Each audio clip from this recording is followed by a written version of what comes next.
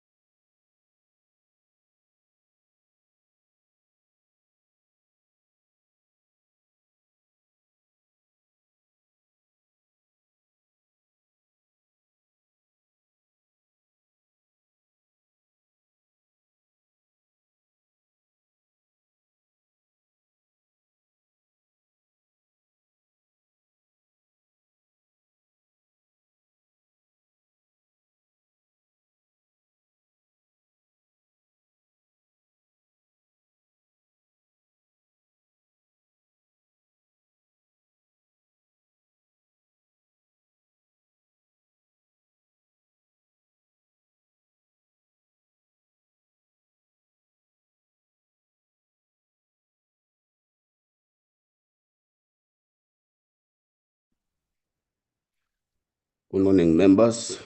Good morning, Minister. I haven't seen the Deputy Minister yet. Good morning, DG, NTPP, and the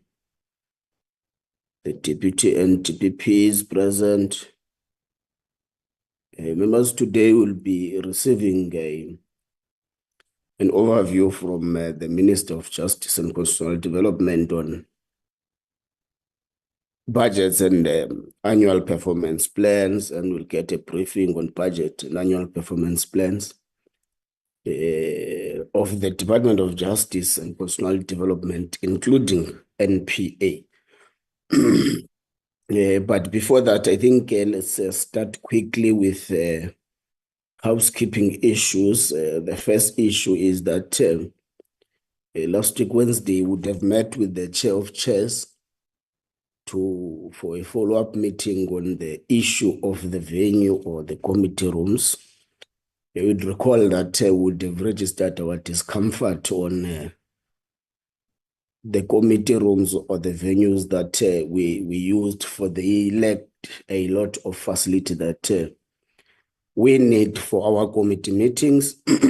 So the chair of chairs has committed again with a concession that there is generally a problem of venues in Parliament. There are some venues that are not conducive for committee meetings due to some problems with aircons and some facilities in those committee rooms. And I think you'll recall that at some point we would have used the committee room 1 at 90 Plain Street, which was not conducive for a meeting of so many people. It was extremely hot and unbearable. So we are still attending to the matter. The second issue, members, is the issue of the I've received letters from some of the members requesting that we receive a briefing from both the department and NPA in respect to the Cholota extradition, the recent issue that was in Free State. So we have extended a communication to the minister on the fact that they need to come and brief the committee on all the extradition matters.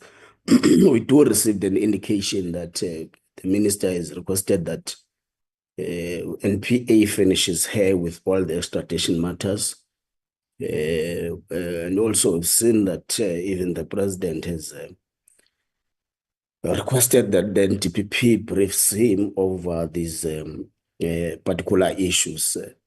We are still looking for a convenient or conducive time.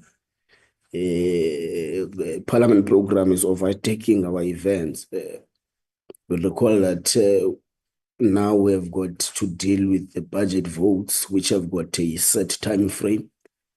We are told that this week again, there is a possible members training on Thursday and Friday.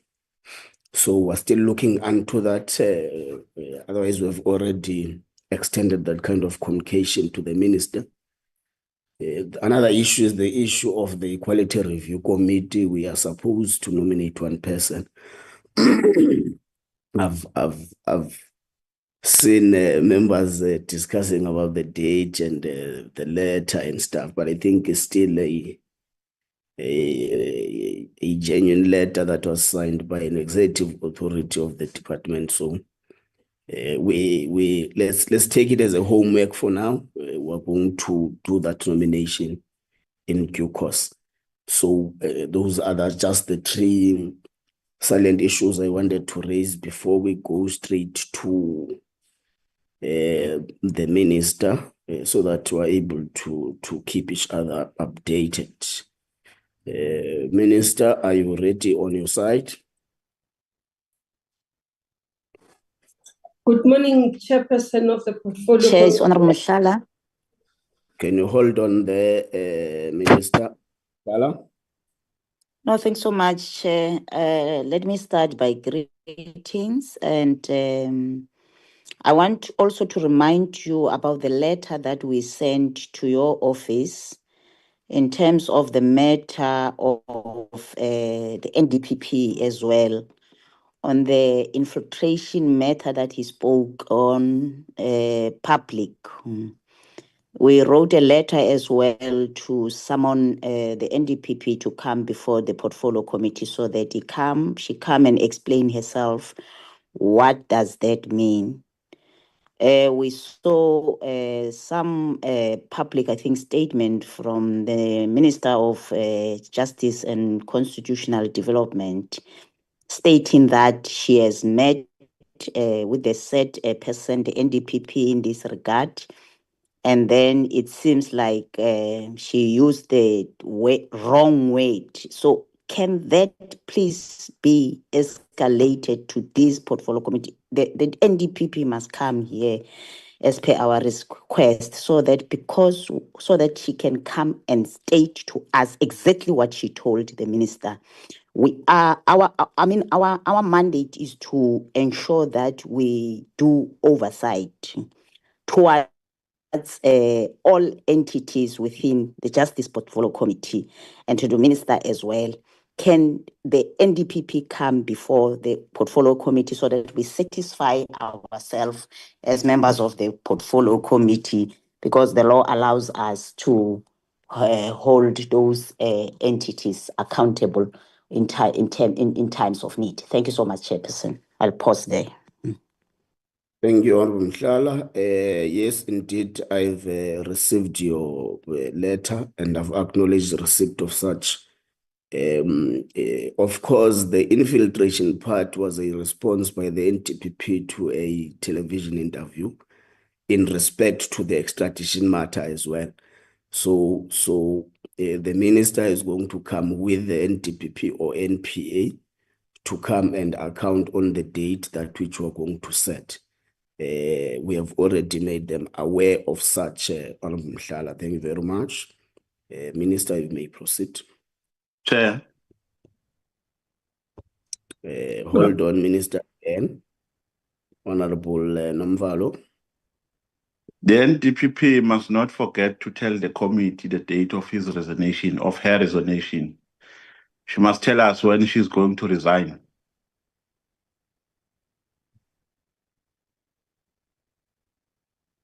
Okay, that's noted, Honorable Nomvalo.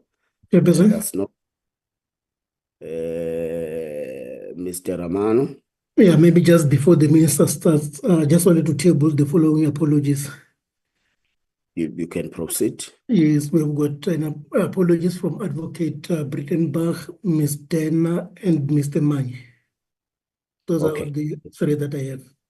Yeah, thank you. I think we've seen an apology from Mr. Manye and Advocate Breitenbach in our chat platform. Okay, thank you very much, Committee Secretary. Minister, proceed, please. Thank you very much, Chairperson. Good morning to you. Good morning, honorable members. As we start the meeting today, I'd like to first indicate that, Chair, we appreciate this opportunity to be able to table our annual performance plan and also our strategic plan for the coming 5 years, both for the department and other entities. And I would be here as well tomorrow. I will deal with the issues that relates to the OCJ in detail tomorrow when we present that OCJ APP and strat plan. Our APP, the context you'd understand is within the GNU government, but more so in line with the MTDP.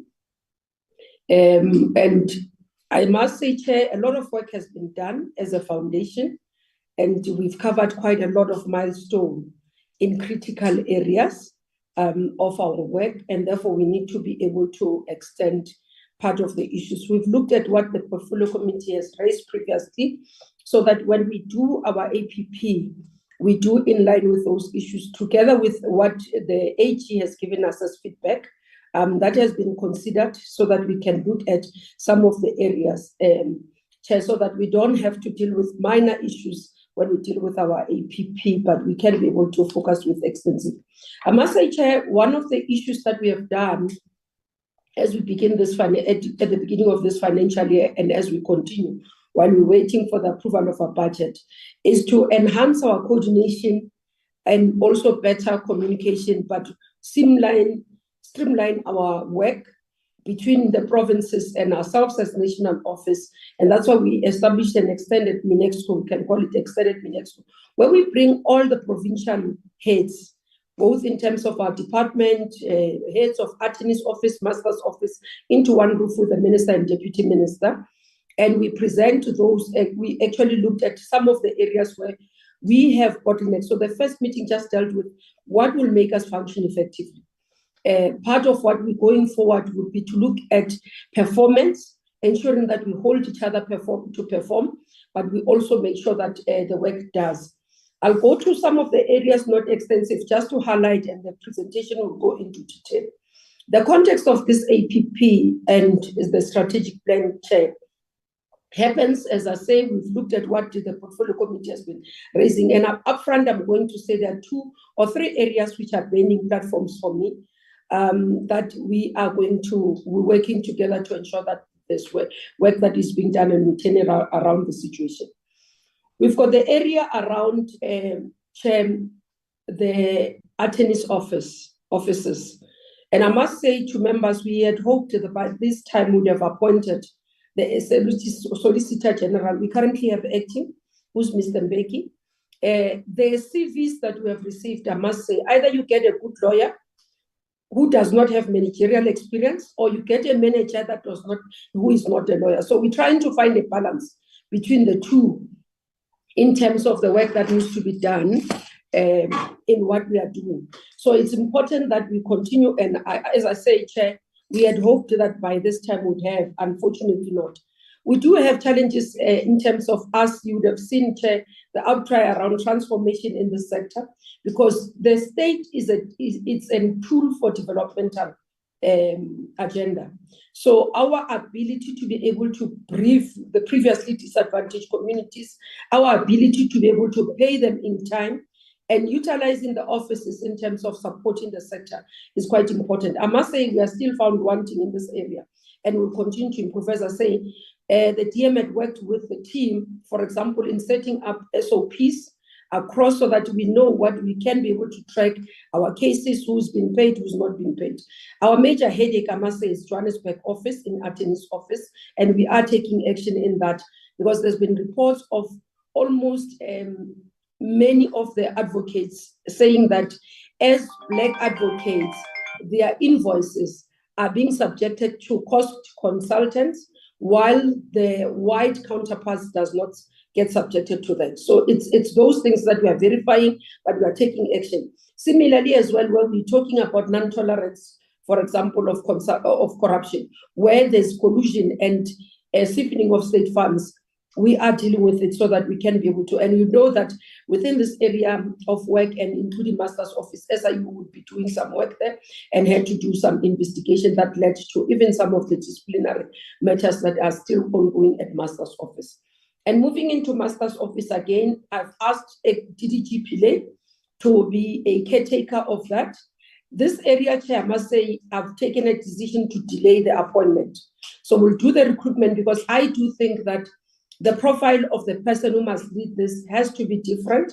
It can't just be a lawyer. It has to be a person who understands systems, who can run. So the profiling of the portfolio of the post, I've asked the acting DDG corporate services to deal with, to ensure that the profiling is done differently, because the current profiling is not adequate to what the office have to deal with. So in that place, we are still inundated, Chair, with complaints in the Master's Office.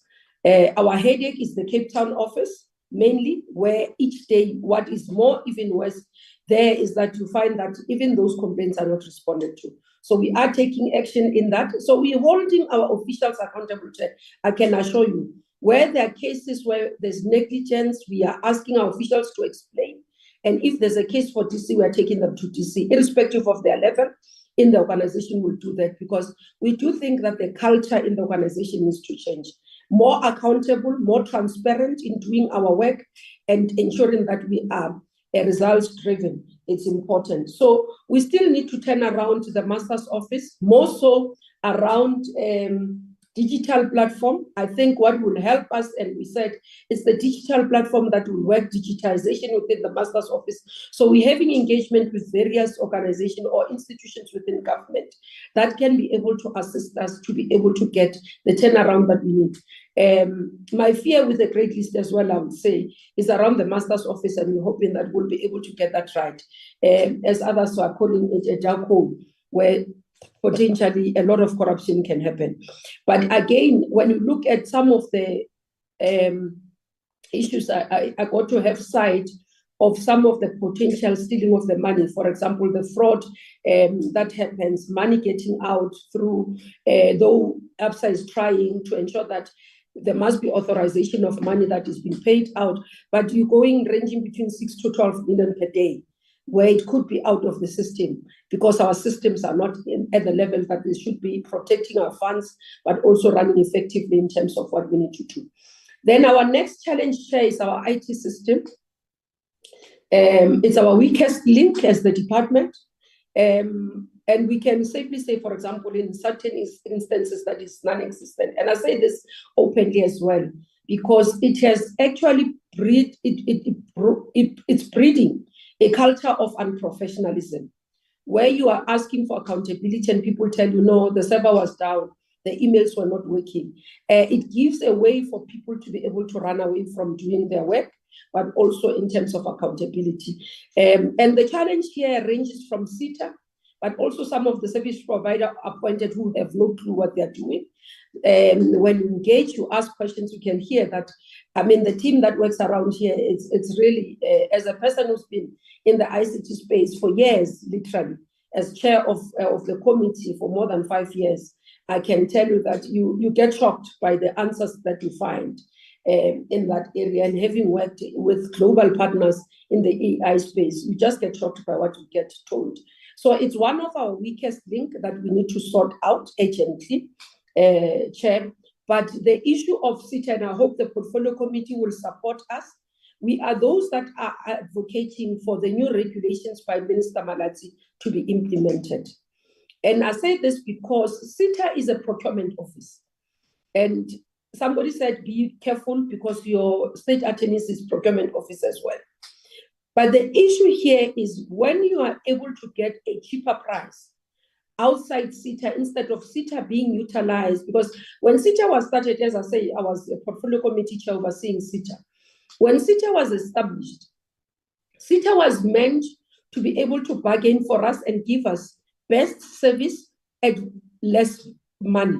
So best value. So bargain for value because of the number of departments that would have been.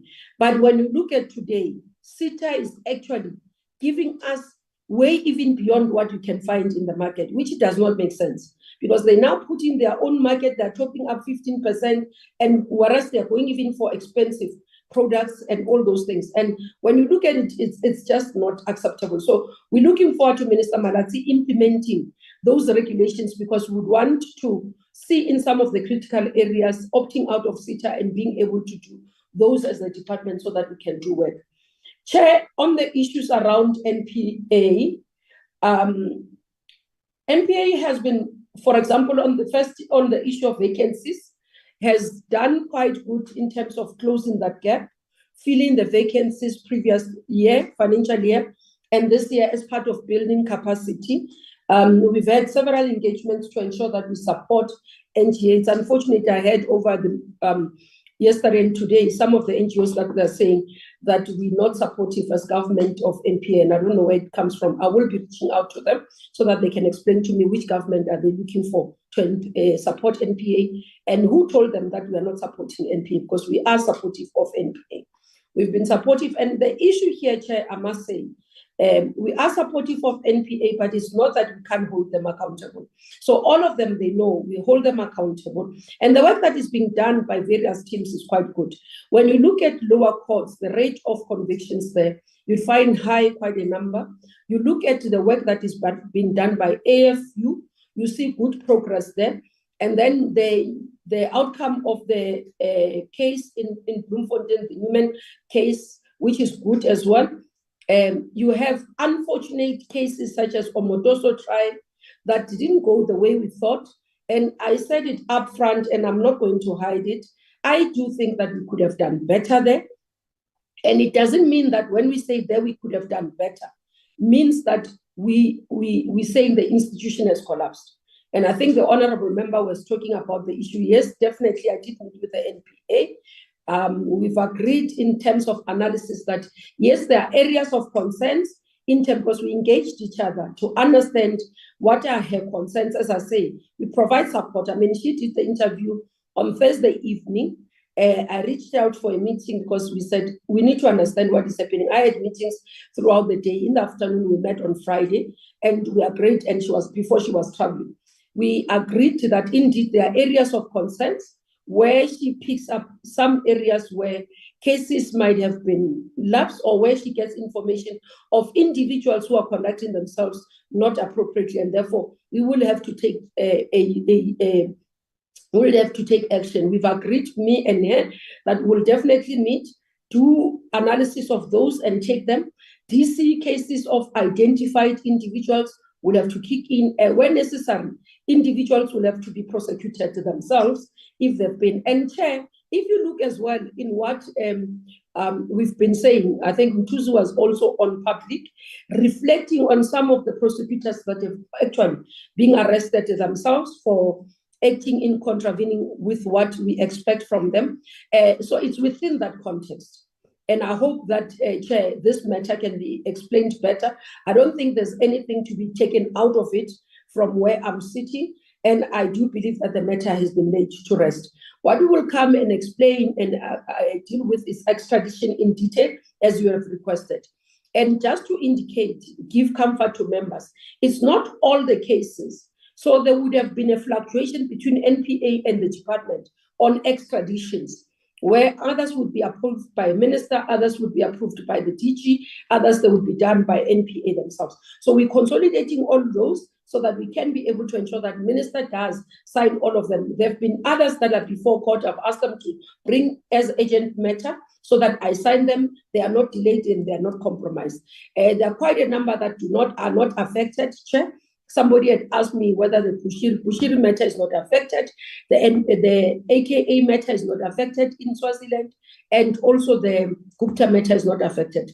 So I can say that upfront in terms of the current. We are looking at all of them. There's been one that tried their luck last week in terms of their appearance, not being wanting to be extradited, saying that the minister didn't sign. Only to find that one was signed as well. So we do make sure that where there's a need for minister to close the gap, we close the gap, ensure that we do clean up in terms of historic issues where there's not been the right authority as the executive authority signing in terms of NPA. Moving to the SIU area, Chair, just to indicate that work has been happening here. I think one of the issues that we must comment as NPA is around their communication, being able to articulate to South Africans what they are doing, justifying their existence, and giving progress in various areas. That has been one of the issues that we also addressing. There's been an issue around how do we manage preliminary report and final report between ourselves and Parliament, because there's quite a lot. You find that SIU is expected to come to Parliament to account. You find executive authorities are saying, but why do you engage in the public in terms of preliminary reports instead of waiting for the final report? But in terms of their work, being able to stop contracts, being able to protect more wastage of resources of government, I think it's one of the things that we can commend. Work has been continuing and they've been meeting their targets. So it's one of the areas that I'm comfortable with. As I conclude, Chair, I want to speak on the TRC matters. Quite a lot of progress has been done.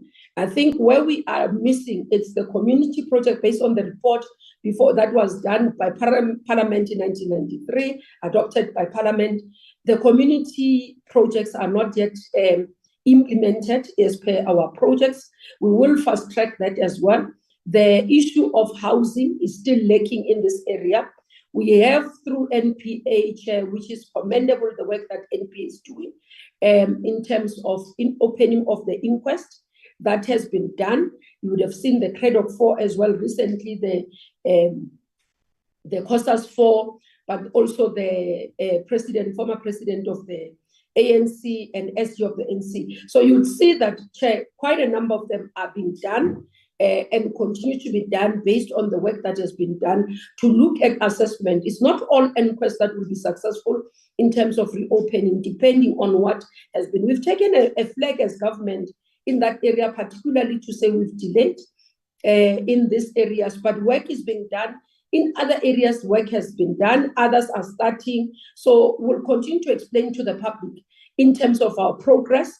And also just to indicate, Chair, we are at the end in terms of those that were executed at the gallows, in terms of their handing over to the families and reburial.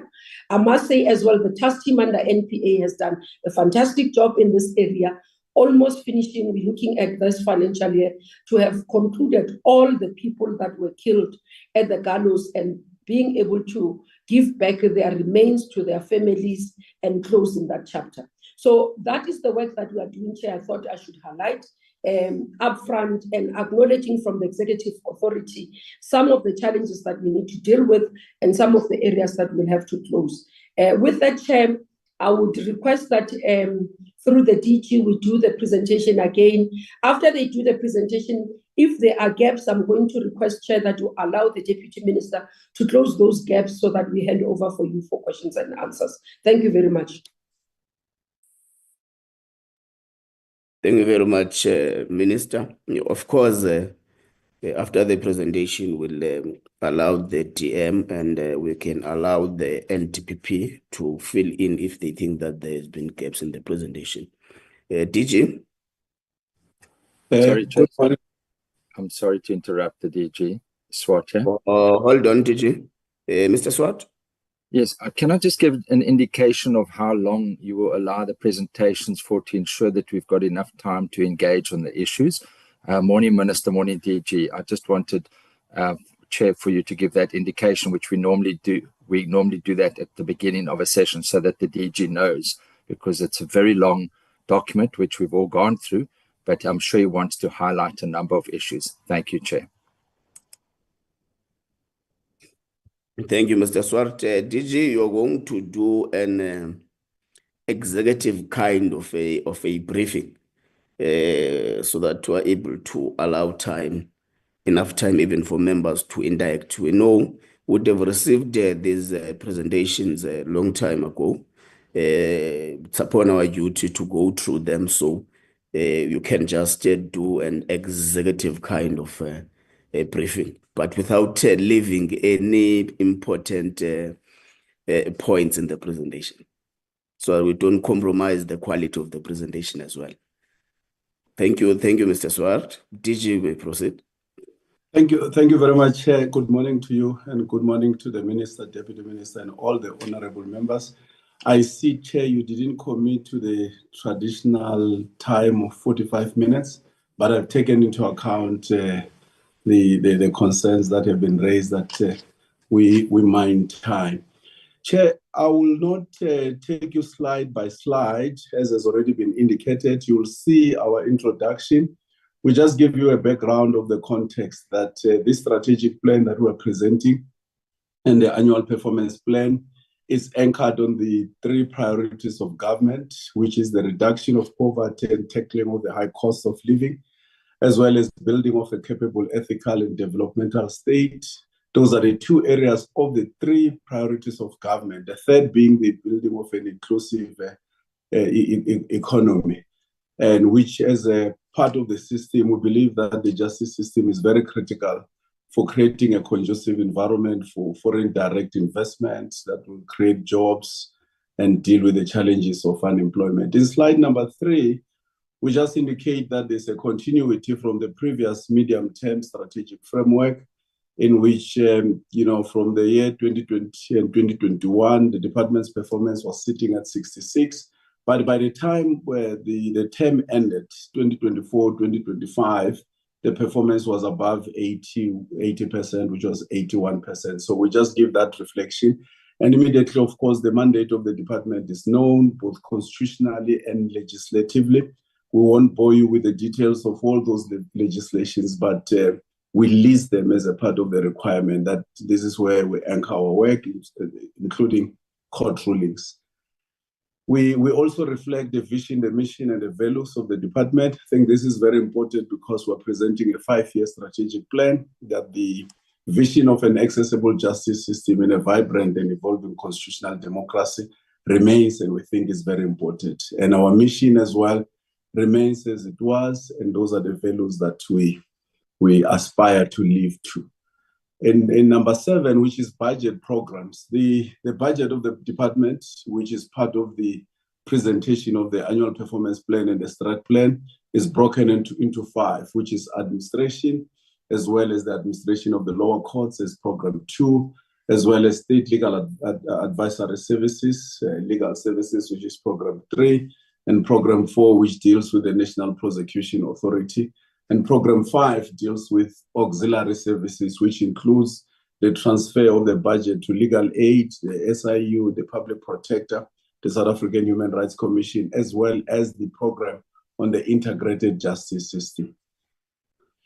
The medium-term development plan, which has been developed as a program of government over the next 5 years, the department makes a contribution, and we identify the specific areas that we contribute to in that broader plan of government, which is social cohesion and building, nation building, reformation and integration and the modernization of the criminal justice system, the security of our cyberspace, as well as increased safety in the communities, particularly for women and children, the reduction of the number of priority offenses, and the advancement of South Africa's foreign policy for a better world.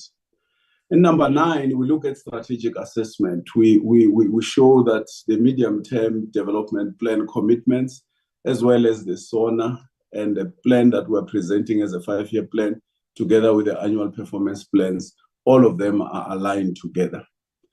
Number 10, here, honorable members and chair, we present what we consider to be strategic outcomes for the next 5 years as part of the mandate of the department and the work that has to be done for 2025 to 2030 5-year period. these are the 9 strategic outcomes that the department will be focusing on, which is 1, building a capable. Hold on, TG. The slides seem not to be moving. Who's flighting? I think my colleagues are flighting. I don't know whether they are frozen on their side, Mr. Gelebe and Terence.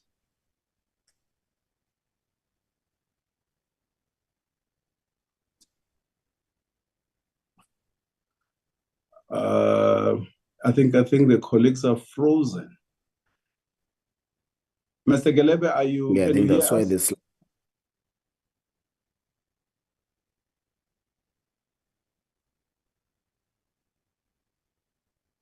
Maybe the co-host could take over. Committee Secretary, are you able to help us with the flighting? Chair, I will try and get somebody from the department to flight, but in the meantime, I will be doing it. Okay, please do that. You can proceed, DG, whilst they are busy. Yeah, you can move to slide 16. That's number 10, strategic outcomes. So those are the 9 strategic outcomes that will guide the work of the department. Firstly, as I was saying, dealing with building a capable, efficient, effective, and ethical department. And the second being the reform and the integration and the modernization of the criminal justice system. And thirdly, building an efficient, resilient, and strengthened justice system for an improved accessibility. And fourth, being the advancement of constitutionalism, promotion of human rights, the rule of law, and international cooperation. The professionalization, modernization, and improvement of the quality of state litigation, legal advisory services, and broadly legal reform. And the transformation of the legal profession for an improved access to justice remains critical, Chair and honorable members. And of course, the fight against crime and the crime of corruption through prosecution, and the review and replacement of colonial and apartheid era justice-related legislations, and the improvement in terms of the awareness of the justice services and community outreach programs. As I proceed in the first outcome, strategic outcome, which is about building a capable, efficient, effective, and ethical department, here we focus on matters of auditing, making sure that the department manages the resources of the state in accordance with the laws. And our desire in the next 5 years is that the department at least should have an unqualified audit opinion without any material findings. And that's what the Auditor General calls a clean audit. Our baseline, of course, currently is an unqualified audit. And in this area as well, we look at building capacity in terms of training for both the officials of the department as well as the sector through our Justice College and our Human Resource Development Plan. But also we deal with matters of misconduct and grievances in the department as part of building a professional department. And also we look at security of officials as well as in particular the judiciary as part of outcome number 1. In terms of outcome number 2, we focus on the reform and the integration and the modernization of the criminal justice system. The process is underway to review the Criminal Procedure Act, and this is still our commitment that a bill will be submitted to Parliament. But also we look at the effective management of the criminal justice system as part of the integrated justice system as well. But also equally here, we deal with the integrated justice system, the IJS, which is meant to improve the functioning of our criminal justice system in South Africa.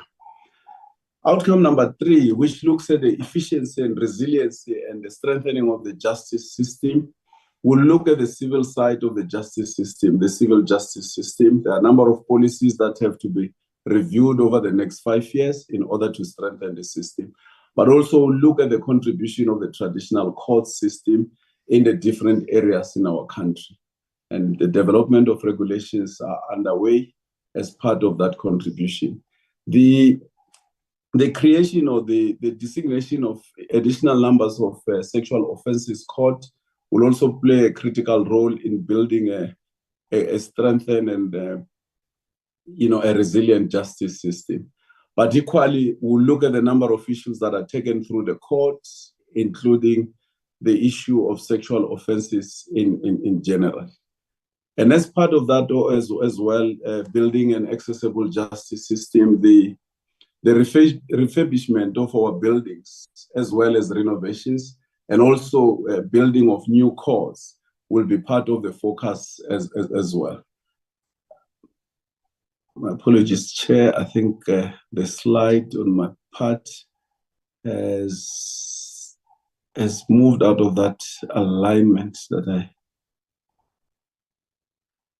I had.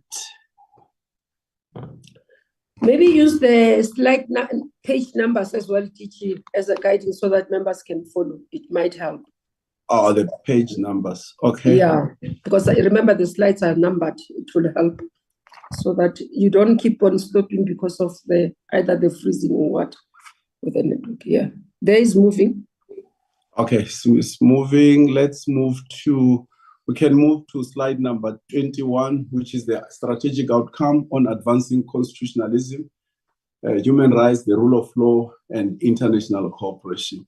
Here we look at the programs that we call the community advice offices, the Pledge Project, which we are seeking to increase. Currently, we are supporting about 50 community advice offices. In the next 5 years, we desire to increase that number to 85 offices across the country that will be supporting.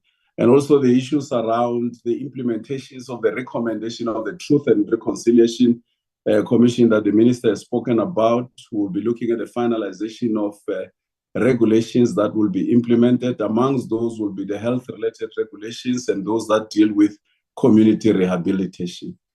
And also as well, we look at initiatives that will be assisting us to operationalize Chapter 5 of the promotion of equality and promotion of prevention of unfair discrimination, the PEPUDA Act.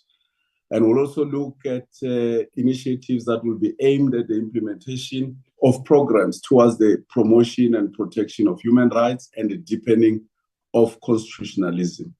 Equally, as part of the international work under international cooperation, we're looking at the number of bilaterals that we have, bilateral agreements on extradition and mutual legal assistance. We are sitting at 36 now. We hope in the next 5 years we can increase it to 46. We also look at the National Action Plan for the prevention and the elimination of racial discrimination. The governance structure that is in place at the ministerial level, its coordination is very critical in this respect. We are committing as well to ratify the UN Convention Against Cybercrime, which has already been adopted, and South Africa has not yet signed, but we hope that during this current financial year, we can sign and deposit an instrument of ratification. Strategic outcome number 5, which will be page 24, which deals with the professionalization, modernization, and the improvement of the quality of our state litigations, and as well as the legal advisory services and legal reform. We are looking at improving on the certification of bills as well as subordinate legislations and making sure that they meet the constitutionality requirement. And also we're looking at the turnaround time for the amount of time that we spend in scrutinizing bills as well as providing legal opinions to state agencies and various other government departments, including international agreements. And also here we look at the percentage that we're planning to have almost 50% of all matters of litigation subjected to ADRM, alternative dispute resolution mechanism. And we think that as well, the turnaround strategy for the state attorney that we're in the process of developing, we hope in the next 5 years we'll have implemented it 100%. That will ensure that the services of the state attorney gets improved and is of the highest quality that is expected. We look at the transformation of the legal profession for purposes of improving access to justice for all. And here we commit to support and increase the current percentage of briefings to previously disadvantaged legal practitioners, but also looking at the young practitioners that are joining the profession, that at least they remain in the profession in terms of the support that we get, as well as we deal with the percentage of the value of briefs for females, which in the baseline currently is sitting at 28%, and we hope that in the next 5 years that could be increased to more than 40%. We are also looking at the review or the relook at the Legal Practice Act, which has now been in force for the past 10 years.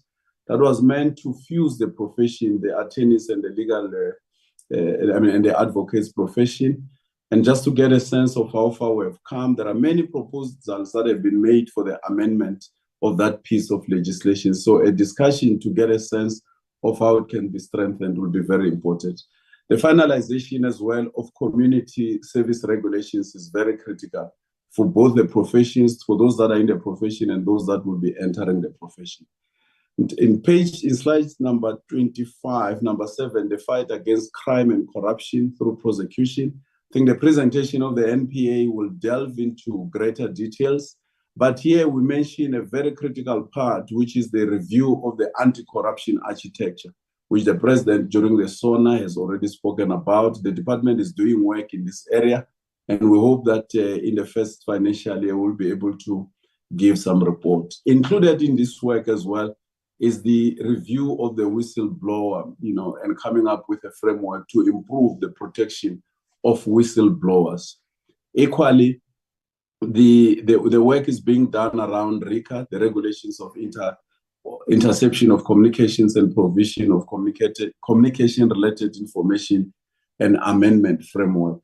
So there's a work that is being done, as the portfolio committee will be aware, after the Amabungane case, but also the act itself has served its time. It's about time with the technological advancement that it be reviewed. We also in this area as well look at the commitment for total value of recoveries, the figures there, as well as the freezing orders that the AFU and NPA will be looking at, the conviction rate for serious and priority offenses, as well as the conviction rate for corruption, conviction rate for sexual offenses. And in slide number 27, we look at the review and the replacement of the colonial apartheid era justice-related legislations. Here, the baseline currently we're sitting at 19 in terms of the work that was done. And in the next 5 years, we're looking at about 9 bills that will be seeking to deal with those colonial and apartheid era legislations and provisions. And also here, we talk about the papers that will be submitted as well to the Law Reform Commission. That will be research papers that will be aimed at dealing with those, colonial era and apartheid era legislations. In terms of strategic outcome number 9, we are looking at the awareness programs of the department, the number of engagements that have to be held with the members of the community to increase awareness and improve perception of the members of the community around justice services, prosecution services, and broadly the knowledge of the Constitution of the Republic. And here as well, we look at the cooperations that we'll be having with the community advisory offices that assist us in running, community outreach programs. We also look at specific areas, number of engagements that will be conducted to promote awareness around human rights issues, amongst those being Sojiski, the prevention and the combating of hate crimes and hate speech. So in the main, that's what the strategic plan of the department over the 5 years will be looking at in terms of the targets. I'll ask my colleague Terence to take the greater part of program 1, which is the administration, from page 30. And provide the midterm information that will also be linked to the annual performance plan. Terence? No, thank you, DG. Thank you, DG. Good morning, Minister, dear Chairperson, members of the committee. As DG indicated, yes. Hello, Chairperson. I must give you an opportunity to speak. The DG is not chairing this meeting. Oh, my apologies, Chairperson. My apologies. My apologies, Chair. I did say with the Chair's permission. Sure. Okay, proceed, Terence. No, thank you, Honorable Chairperson. As I pass my greetings, I will go through the APP and I will start with the program number 1, which is administration. As outlined in the strategic plan, we are working towards an unqualified audit opinion on all our financial and performance information audit, and that those details are sitting in the slide. And then the next slide, we are indicating that we plan to pay all invoices within 30 days. And also, we are planning to allocate 40% discretionary procurement to women, exempted micro enterprise and qualifying small enterprise respectively. And the next slide, Honorable Chairperson, we will increase training to our officials so that we can reduce the skills gaps in the department. Then the next slide, it is about strengthening our human capital through appointment of women at senior management level, appoint people with disability, young people, and manage disciplinary cases and grievances in terms of the prescribed frameworks. Then the next slide just outlines our interventions to strengthen our security in our facilities. Then the next slide is focusing on increasing our outreach in public education through a number of awareness sessions. Then going to program number 2, which is our court services or lower courts. Honorable Chairperson and members of the committee, we are committing that in this current financial year, we will refurbish and upgrade 90 courts facilities, and also ensure that 80% of child justice disciplinary inquiries will be finalized. We will also, in the next slide, ensure that the NRS code clearance certificates are issued within 10 days and convicted sex offenders are registered within that period. We'll also ensure that the maintenance matters are finalized within the prescribed timeframes. And the next slide outlines how we will action and implement 14 activities to prevent and combat trafficking in persons, as well as ensure that we issue 85% of decree of divorce. Then the next slide, Honorable Chairperson, we are outlining that 70% of domestic violence protection orders will be served on the respondent within 24 hours. We'll also establish 16 sexual offences courts in the current financial year and upgrade 40 district courts in line with the minimum standards for domestic violence support services, and will also reduce by less than 1% postponement of criminal cases. Then in the next slide, we're outlining that 18 of our courts will provide additional justice services. We'll also submit to Minister a report on the state of the traditional courts, as well as a report on the court and next mediation pilot slides. And then the last slide under program number 2, we're outlining that in the current financial year, we'll submit a policy framework on small claims court and hold a symposium on access to justice. Then I will move to program number 3, which is our state legal services. And in this program, on this slide, Honorable Chairperson, we will finalize family advocate litigation matters and alternative dispute resolution mechanisms matters within 6 months, and will also increase the examination of liquidation and distribution accounts in deceased estates. In the next slide, we will also increase issuing of letters of appointment in deceased estates, as well as increase the payment of guidance fund applicants within 30 days. Then the next slide outlines how we will increase issuance of letters of authority in trust and letters of appointment in curatorship estates, as well as implementing the master's turnaround strategy. Then I will then move to the slide that deals with the pledge. In terms of this slide, we will increase by 10. That is the next slide. Thank you. We will, I think it is, yes, this one. We will increase by 10 the number of community advice officers, which are supported through the pledge project, so that they can provide free basic legal advice and awareness of rights to vulnerable communities.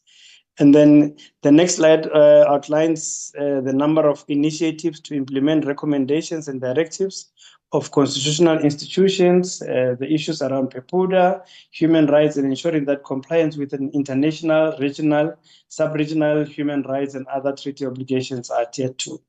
And then the next slide outlines how we will also negotiate bilateral agreements on extradition or mutual legal assistance or judicial cooperation, as well as submitting to Minister the UN Treaty Against Cybercrime for approval and submission to Cabinet, will also increase by 80% valid requests received for extradition and mutual legal assistance in the criminal matters.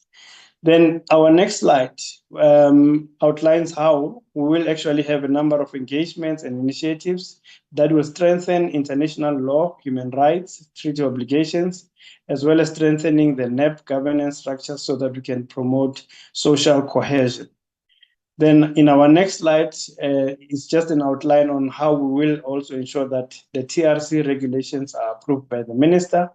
And going to the next slide, we are planning to have 4 bills and regulations that must be approved by the Ministry, as well as the 10 research papers that needs to be submitted to the South African Law Reform Commission for approval, as well as we are planning to clear the 80% of criminal records of qualifying candidates. In the next slide, we are indicating that we will submit the State Attorney turnaround strategy for Minister's approval and finalize litigation cases through the alternative dispute resolution mechanism. And in the next slide, we are outlining that legal opinions will be finalized within 10 days and also ensure that we scrutinize suggested bills and subordinate legislation within 30 days, as well as scrutinize and finalize international agreements within 30 days as well. And in the next slide, it is an outline of how we will contribute to the transformation of the legal profession, and in line with the legal sector code, we will actually outsource all state attorney legal services and increase the briefs to previously disadvantaged individuals, including female legal practitioners, and also increase the value of briefs to the PDIs, female legal practitioners as well. Now, in terms of the next slide, we are committing that in the current financial year, we will submit 3 bills, regulations, so that we can strengthen the anti-corruption architecture of South Africa to the Minister so that she can approve. We also plan to implement 3 activities of the high-level action plan to exit the grey list of the FATF, as well as submit to Minister 4 bills that are seeking to repeal and replace the colonial stroke apartheid era legislation. And Honorable Chair, in the next slide, that is the last slide for program number 3, in our effort to improve awareness of our services, we will continue to conduct engagements, develop material to improve knowledge of the Constitution. We'll also create forums and information sessions so that we can foster social cohesion and unity in the country. So those are the commitments we are making in terms of program number 3. Now, in terms of program number 4, in our quest to fight crime and corruption, we are committing in this current financial year that will increase the number of Thuthuzela centers, will also increase the conviction rate of sexual offenses. The High Court, Regional Court, as well as District Court conviction rates will also be increased, but also ensure that there is no witness and related persons that are threatened, harmed, or killed while on the witness protection program. In the next slide, we are outlining how we will increase the conviction of commercial crimes, sentencing of persons for corruption, authorization of IDEP investigation, enrollment of state capture complex corruption matters, as well as instituting and finalizing prosecution for money laundering charges. And in the next slide, we are indicating that we are planning to obtain 700 million worth of freezing orders, 160 million recoveries, and also to increase the convictions in serious organized crime, corruption, and murder. That will be all for program number 4. Then the last program in our APP is program number 5, which is the Integrated Justice System. And in this program, in the current financial year, the IJS, we planned to hold 14 governance intervention sessions. We are also planning to assess 2 operational sites for vulnerability to cyber attacks, deploying integrated persons management to 40 police stations, and connect to the one entity department or department to a transversal platform so that we can exchange information electronically. That is basically it, Honorable Chairperson, from our side in terms of the APP for the current financial year. I'll hand over to you as my colleague is preparing to take over the next part of the presentation with the key risks. Thank you. Okay. Can we get the key risks? Good morning, Minister, Deputy Minister, Chairperson of the committee, and honorable members, DG and colleagues. It's Mahlangu Venile speaking here. The next 3 to 4 slides presents the risks that the department has prioritized. The risk that talks to the APP 2025-26, as well as the strategy. The department has prioritized 7 priority risks, which are as follows. 1, security and safety at courts and service points. That talks to dysfunctional security equipment and infrastructure. The department is going to identify service points where electronic measures or security measures will be installed. Risk number 2 is fraud and corruption. In her opening remarks, the Honorable Minister touched on some of the issues that are taking place around the master's offices. Amongst others, in the mitigation plan, department is going to intensify the consequence management in the implementation thereof. The next slide gives us risk number 3, that is cybersecurity vulnerabilities and unstable ICT infrastructure. This will, in a way, try to address the cyber security exposure as well as outdated and unstable infrastructure that affects connectivities and other challenges. Next slide talks to the risk number 4, that is budget constraints and resource limitation. Beyond the reinstatement of the budget review committee, that will look into the reprioritization of the budget allocation. The part that talks to budget that the CFO will present to the committee will talk to some of the issues. Risk number 5, limited knowledge and access to justice services by vulnerable and marginalized communities. The department is going to intensify outreach programs as well as the departmental platforms in order to drive communication on our service that we render. The next slide talks to risk number 6, unexpected interruption that affect the capacity to provide justice services efficiently and effectively. This talks to, amongst others, is climate change or extreme weather conditions in some of our areas, water shortages, cyber attacks and system failures. The department is going to, from time to time, faced with these challenges, will implement a business continuity plan. The last but not least risk that the department has prioritized is the ineffective management of litigation. The department is going to consider the implementation of alternative dispute resolution mechanism. Those are the priority risks for the department out of the universe risk that the department has. Some of the risk, of course, will be meant at the branch level. Thank you, Chair. Thank you. DG was bringing the budget.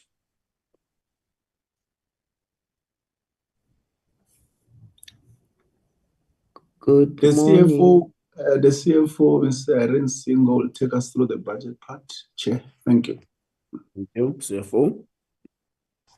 Good morning, Minister, Deputy Minister, Chair, and honorable members. I'm going to take you through the budget allocation that will ensure that the targets that have been identified are met. So we'll start in slide 72 with a high-level summary of the allocation over the medium-term expenditure framework. So for the 2024-2025 financial year, the department spent 24.1 billion. This is an unaudited figure, but it is an amount that we are aware of. We're still going to come back during our annual report presentation to tell you more about 2024-2025. The allocation then increases to 25 billion in 2025-2026, and then in the outer year 4.4%. This growth is really an adjustment of inflation, and it is just enough to cover the basics that we had indicated. However, following the budget cuts that has happened in 2023, the department is still working hard to try and recover from that. The allocation shows a split between the direct budget department and the direct charges for magistrate, which comes as mainly the statutory transfers. Slide 73 continues to reflect on the 24-25 financial year on how funds were spent. Compensation of employees dominates the spending because DOJ is labor intensive. Goods and services include operational items such as leases, utilities, court security and IT support. This slide that is before you then just shows the expenditure per program. The largest share remains program 2, which is court services. As such, our main delivery point. NPA and program 3, state legal services, also receive notable shares to report on prosecution and litigation services. So in terms of the budget, we had to do certain environments within programs in order to augment other programs where they did not have enough funding to deliver on their mandate. The next slide, which is slide 74, I've already spoken a little bit about the budget per economic classification. The transfer and subsidies there include legal aid, South Africa regulator, and all the entities that reports under the department. And the capital assets remained the smallest share, but this requires ongoing infrastructure and support. Minister spoke about the ICT constraints that we have as a department. This area requires more funding so that we are able to do ICT infrastructure refresh and also to do maintenance in the court, although we get it through Department of Public Works. So the one that is here now is the one that, the amount that is here is the one that we are going to be using to achieve the targets that we have put, but we wish we can do more. Slide 74, the 75, yeah. The next slide now, if we move to the next slide, we are now showing the cost drivers. I don't know, the cost drivers, honorable members. So our cost item that continues to dominate our expenditures is the salaries. The security in courts is very important, and leasing of buildings is our top 3 cost drivers. The department continues to operate mainly on leases that are facilitated through Department of Public Works, and this has got long-term cost implication. Security at costs remain essential, and it consumes significant part of the budget. So this one then shows again the economic classifications that I've already spoken about to say which of the programs takes the highest share. So if you can go to the next slide. Yeah, I was talking about this one on the cost drivers that dominates our expenditure. The refresh, I've already indicated that ICT infrastructure remain critical in the allocation of the budget. So you would see COE, as I've indicated, compensation of employees, and departmental agencies takes the bigger part of the share. Going now to the next slide.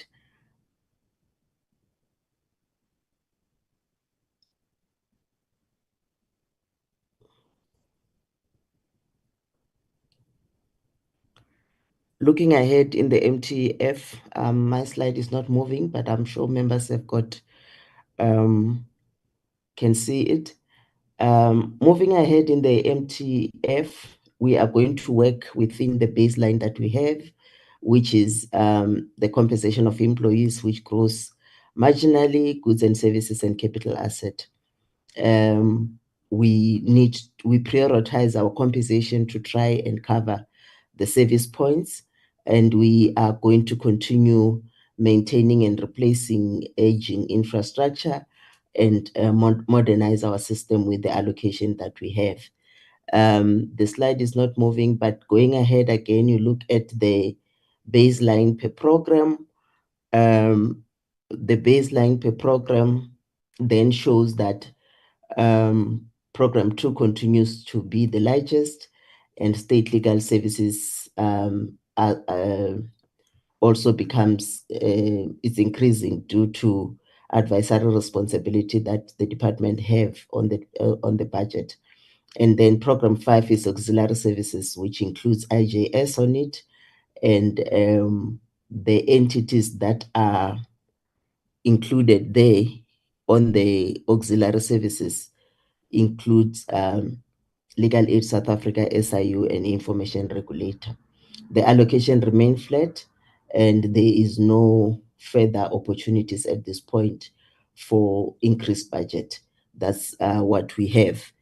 Looking at the last slide, we are just saying that the 2025-2030 strategic plan has been costed, and it is also broken down into APP and quarterly targets. With the limited growth on the budget that we have, that's what we could we can commit to. However, if there are opportunities when honorable members are debating and asking for more money, we will be happy to get more money to address the needs that we have. Thank you. Chairperson?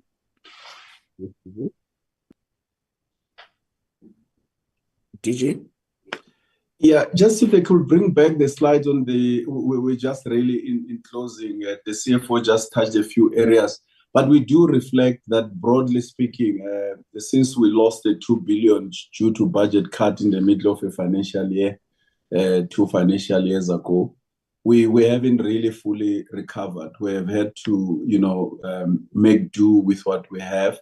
And the impact obviously then will, slide number 80, will go directly into affecting the quality of personnel that will not be able to recruit or to refresh, because that amount of money in the main also affected a number of posts that had to be adjusted or removed from the structure. But secondly, as well, part of what has been identified as a major risk remains a challenge as well, the ICT infrastructure, which requires a lot of budget. With no additional budgets, the modernization of the department will continue to be a challenge. But also the poor state of our infrastructure across the country, which is also affected by lack of resources. As the minister will have indicated as well, the shortfalls that we have, the amount that is required is not what we have received in order to make sure that all our infrastructure is in a conducive state for purposes of access to justice. But the challenges of water from municipalities, different municipalities across the country, general municipal services remain a challenge. When there's no water, courts can't function. But equally, the security at our courts, we know what has been happening in the Western Cape recently. It affects, the courts across the country in different ways. That remains a challenge as well. The security budget, the needs have grown, but the budget itself has not grown. We remain with challenges in our service delivery points like the masters. I think the minister has spoken about it as well. Just the state of the offices themselves are not conducive, but additional resources as well are required to improve performances in those areas.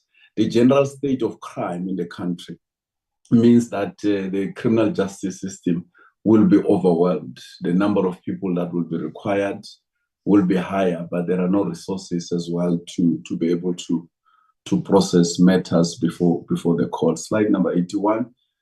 We were just briefly in those areas as well, just showing the challenge that in spite of all these plans that we have and the lofty goals that we have identified, we'll be operating under the following, all these constraints as well, the constrained financial environment. Thank you very much, Chair. Thank you very much, DG. Thank you very much, colleagues, for that detailed presentation. NTPP, are there issues you wish to raise before we take the round for members? No, Chair. Good morning, Honourable Chair, Honourable Members, Minister, DM, DG and colleagues. We have nothing further to add, but we stand ready to take questions. Thank you, Chair. Thank you. Deputy Minister Nel. Chairperson and members of the committee, Minister, DG and Team Justice. No, thank you very much. I think both the Minister's introductory remarks as well as the very comprehensive presentation led by the DG has covered a lot of ground. I just want to make 7 very quick points. I think the first is that we are the Department of Justice and Constitutional Development. And I think very often the constitutional development aspect comes across as an add-on, whereas it is actually very fundamental to our mandate. And I think it's particularly relevant as we, at the end of this month, or actually at the end of this week rather, will be participating in the celebration of 30 years of our Constitutional Court. Next year, we will be celebrating 30 years of the adoption of our Constitution.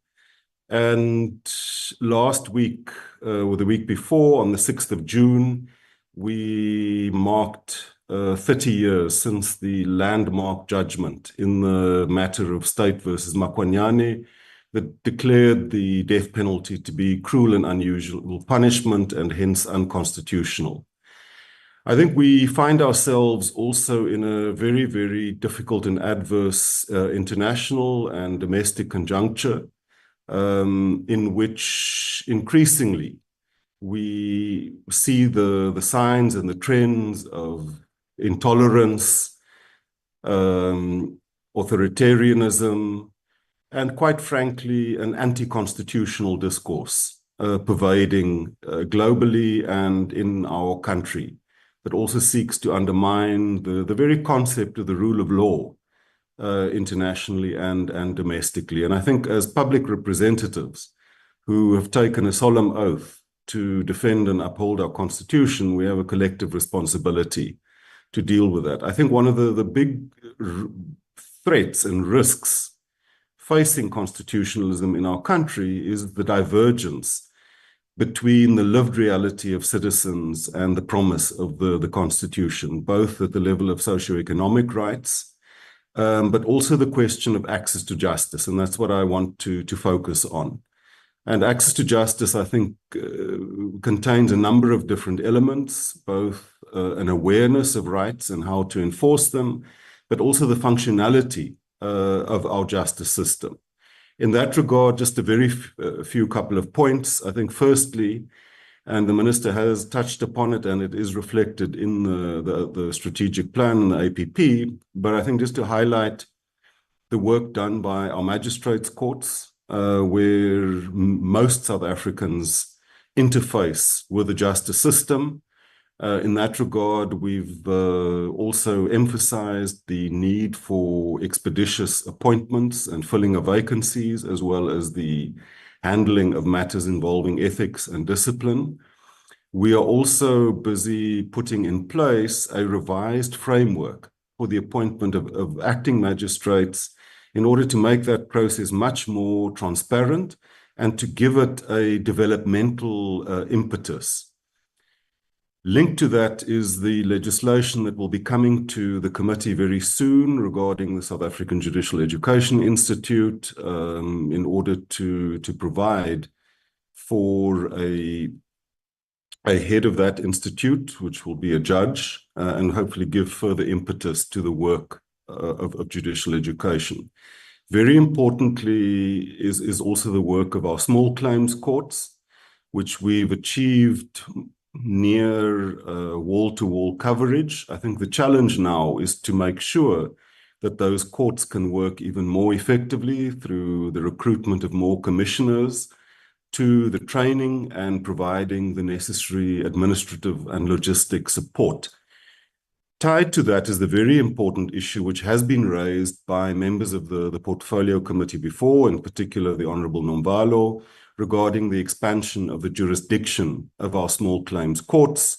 The National Steering Committee has proposed an increase in jurisdiction of up to 50,000 Rand, and we are busy engaging on that proposal. The second area I want to highlight is legislation, in particular the imminent introduction of the extradition and the international cooperation in criminal matters amendment bills, which I think will address some of the concerns that have been ventilated in the committee, but also the review of the Criminal Procedure Act, which we are working full-time with the South African Law Reform Commission to try and expedite the finalization of. I think Legal Aid South Africa will be coming to the committee. I think we just want to highlight the very good work that is being done or continues to be done by Legal Aid South Africa, but also the need for the committee to articulate the need or to reinforce the need for more resources to Legal Aid South Africa, especially in light of its ever-expanding and correctly ever-expanding mandate. The next area would be our Chapter 9 institutions, which will also be coming to the committee. We won't expand on that, except just to emphasize that given the rising incidence of both racism, hate speech, homophobia, it really emphasizes the need for us to expedite the finalization and the implementation of legislation and the strengthening of our structures. And in that regard, Chairperson, we look forward to the committee making its nomination to the Equality Review Committee so that structure can get up and running. The work of the information regulator, I think, will also be dealt with. We won't expand on that. And we would like to conclude just from an international perspective to say that we remain committed to both supporting the International Criminal Court, as well as advocating for its transformation into a multilateral structure that can deal with all, and we stress all, crimes against humanity.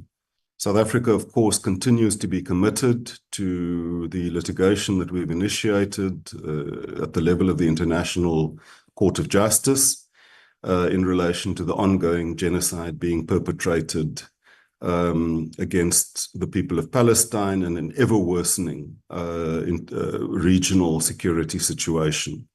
With that, Chairperson, we thank you and look forward to the engagement. Thank you very much, DM. Members, can we indirect with the presentation from the overview by the Minister to the last additions?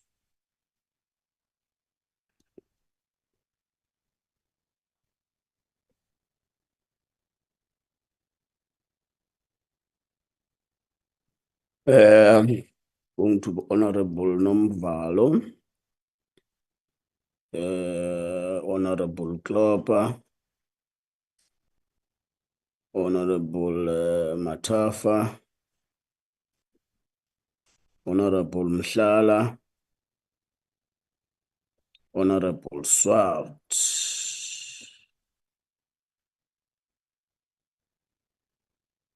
In that order, Honorable Nomvalo, proceed.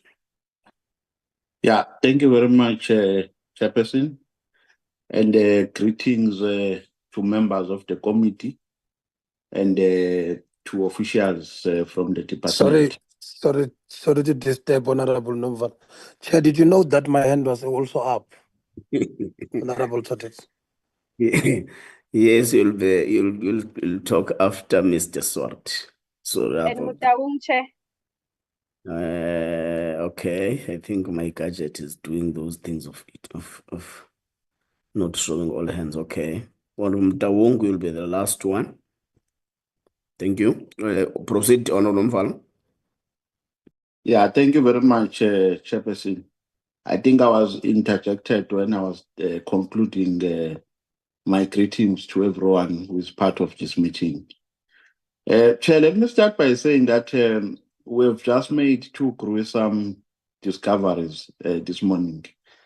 The first gruesome discovery is around the definition of a word, fantastic. The minister comes to this committee and tells us that the NPA is doing a fantastic job.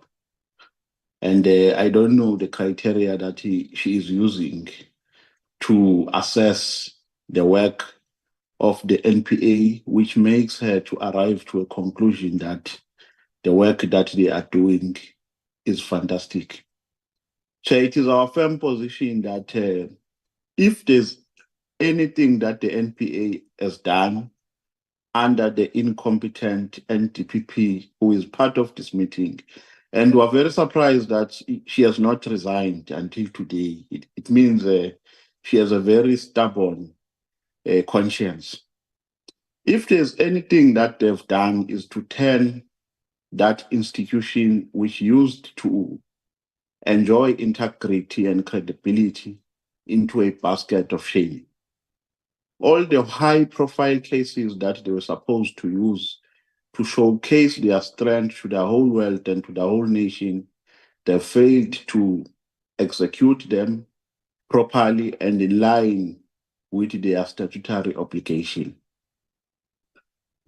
Advocate Batoi came here, and our memory will never collapse us because we still remember vividly what she said when she was in this committee. I think we're dealing with the APPs.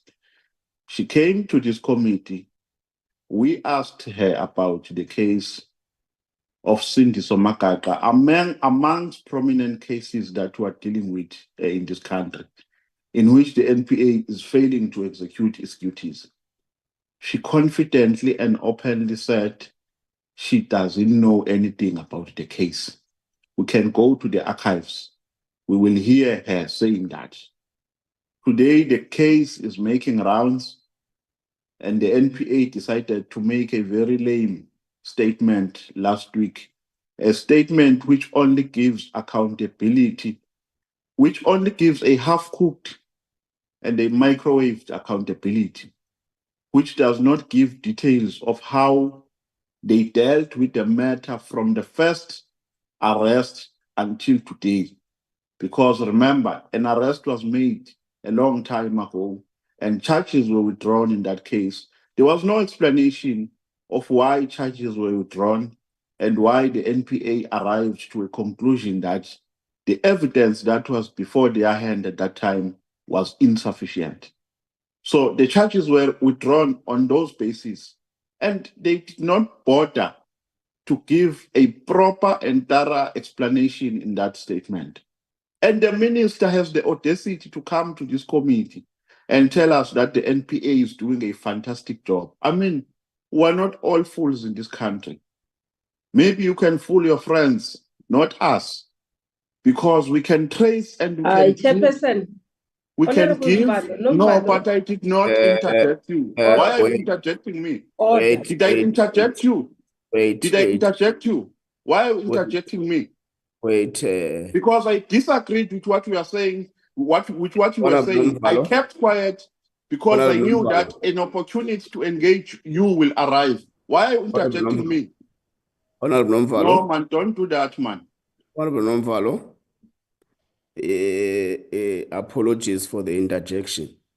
I think it's important to be allowed to disagree vehemently. I think the choice of your words is what has triggered a response. You can vehemently disagree, but to go to an extent that we're not stupid in this country and stuff can be a little bit problematic. You can still moor your points properly without trying to be seen as undermining what has been presented, but you can fairly disagree with what has been presented. Sit on. Can I come in, Chairperson? Yes, Yeah, proceed. but Chair, before I proceed, I will need your guidance. Is it unparliamentary to say we are not stupid? And please refer me to the rule that says it's unparliamentary. Is it unparliamentary to say, to claim that I'm not a stupid? Is there anything wrong there to say I'm not a stupid? So I must say I'm a stupid.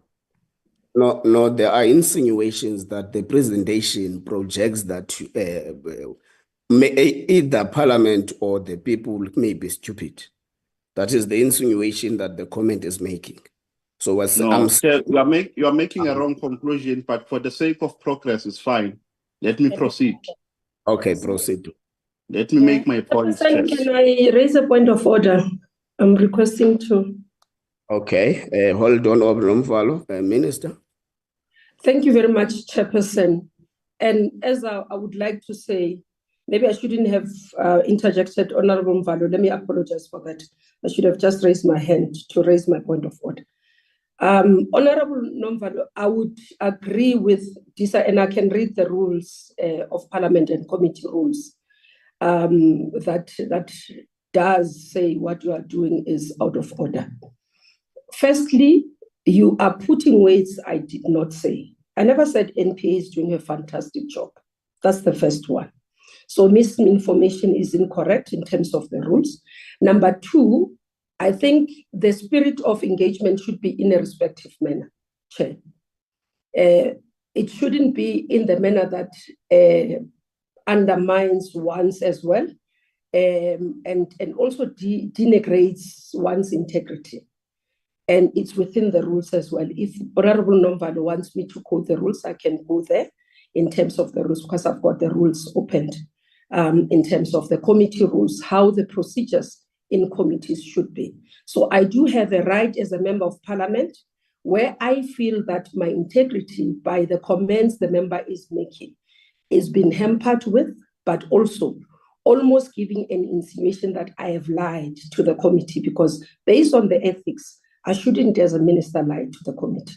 So that's why I'm raising a point of order to Honorable Mvalo. There are issues that he can raise. I would respect that. Where he disagrees, I would respect. But Chair, I would have a serious issue with being disrespected as well. Thank you.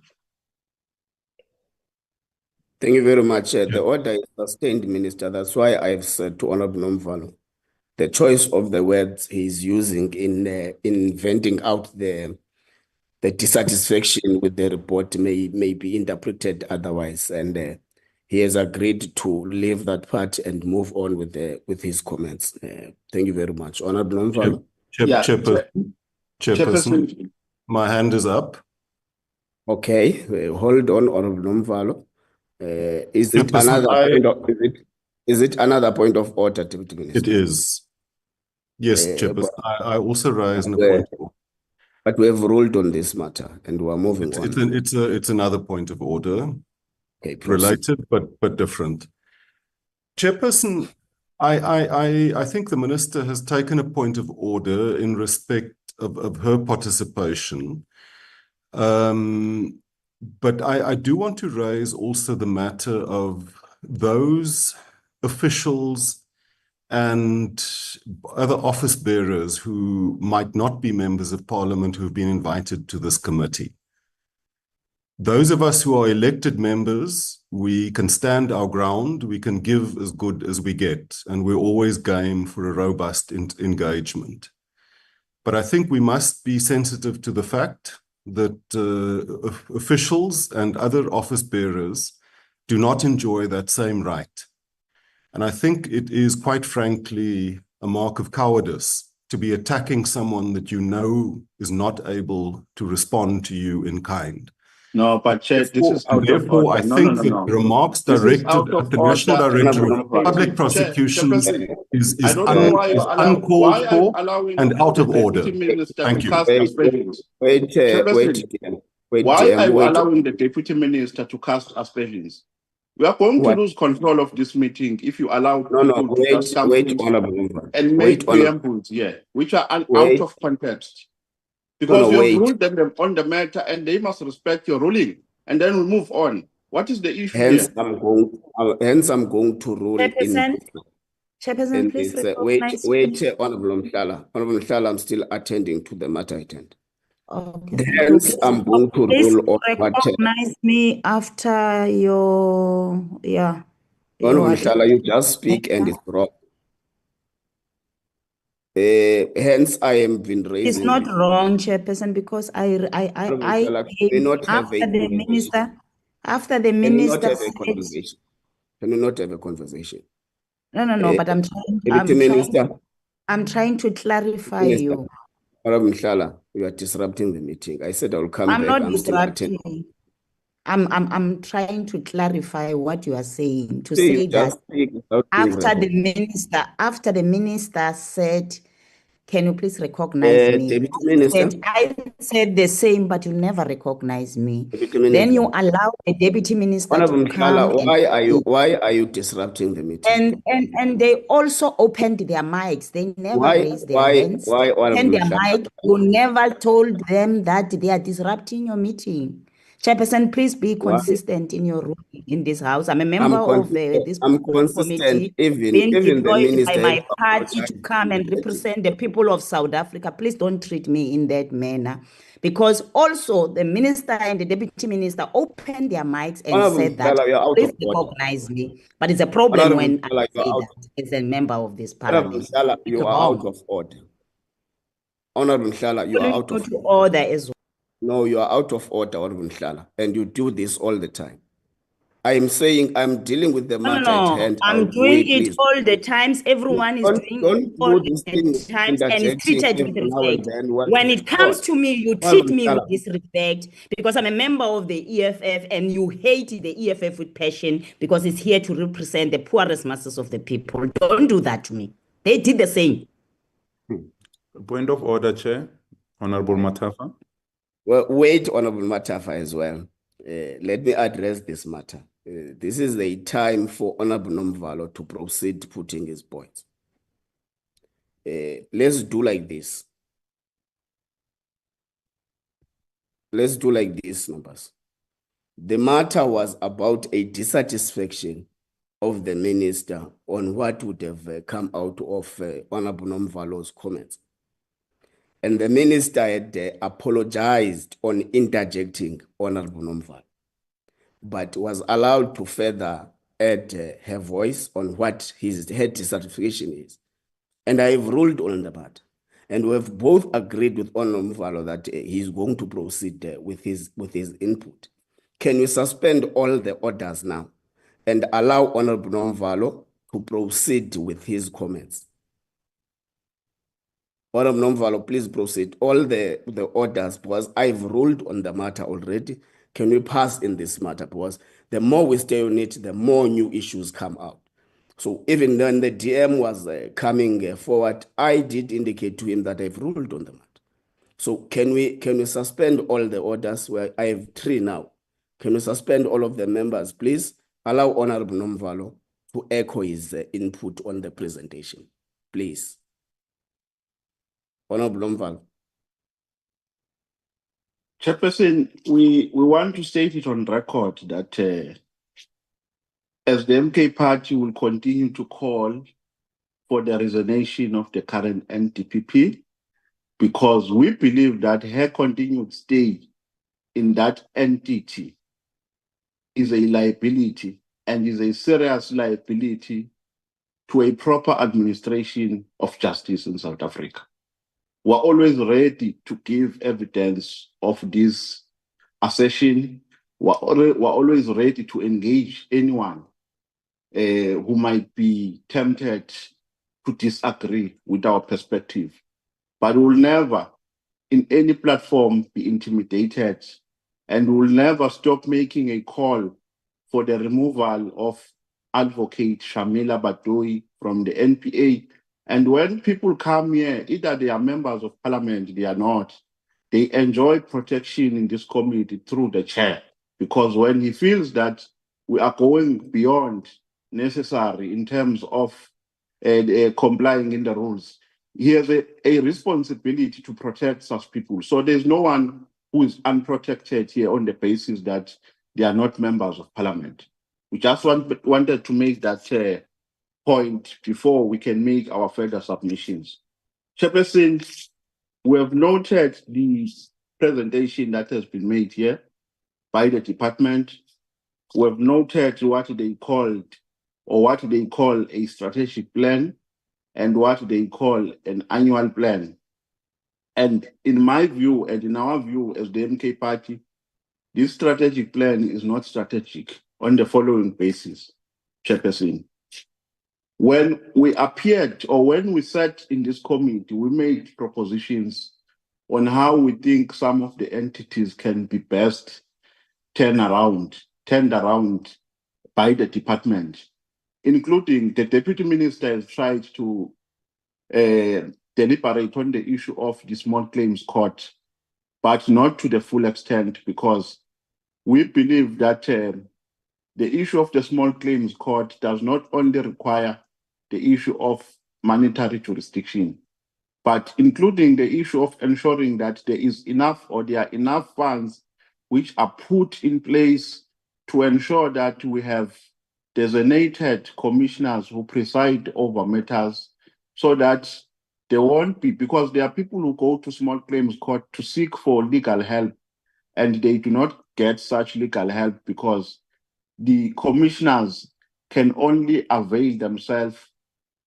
on a voluntary basis, and they do not get any salaries.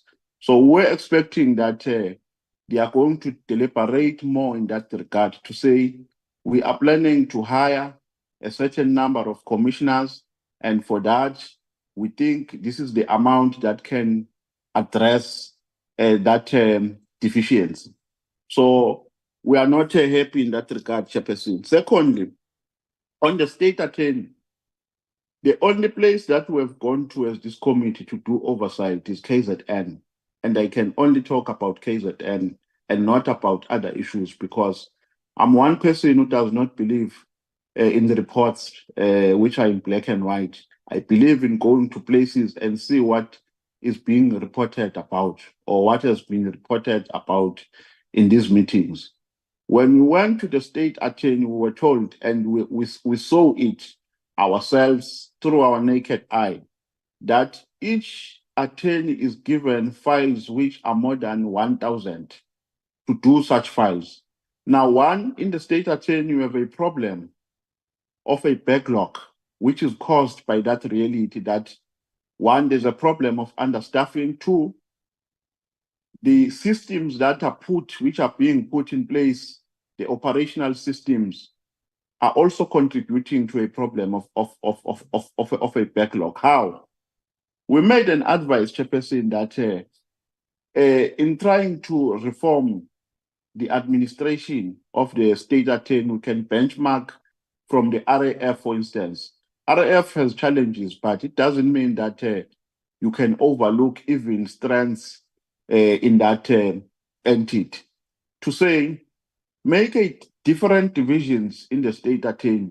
Have a division which will deal with the registration of files, have a division which will deal with the merits, have a division which will deal with the quantum, with settling matters finally in terms of agreeing on the offer which is given by the state attorney, because many matters go to court even when they are straight cut matters which can be easily resolved without taking them to court. And when you take them to court, you are incurring more cost because there will be legal costs which are involved. But the explanation that was given in the state attorney was that they are creature of instructions. They can't on themselves take decisions to settle matters. The problem is with the police department. they do not get instructions, and the police department does not cooperate sometimes. They don't even reply to their emails when they want to take further instructions from them. And the advice that we gave is that there must be an interministerial effort that will ensure that there is a collective approach between the two departments, the Department of the Police and the Department of Justice, in ensuring that we're dealing with a problem of a backlog, which makes the department or the state attorney to be inefficient and ineffective. So we made that proposal. So we're hoping that maybe this report will also arrive to those areas to say the problem of the backlog in the state attorney will be resolved by doing A, B, C, and D. We always say, Chairperson, that as the MK party, we are not here to join a chorus that seeks to endorse everything. We're not going to join a choir and say we endorse, we are happy, we welcome.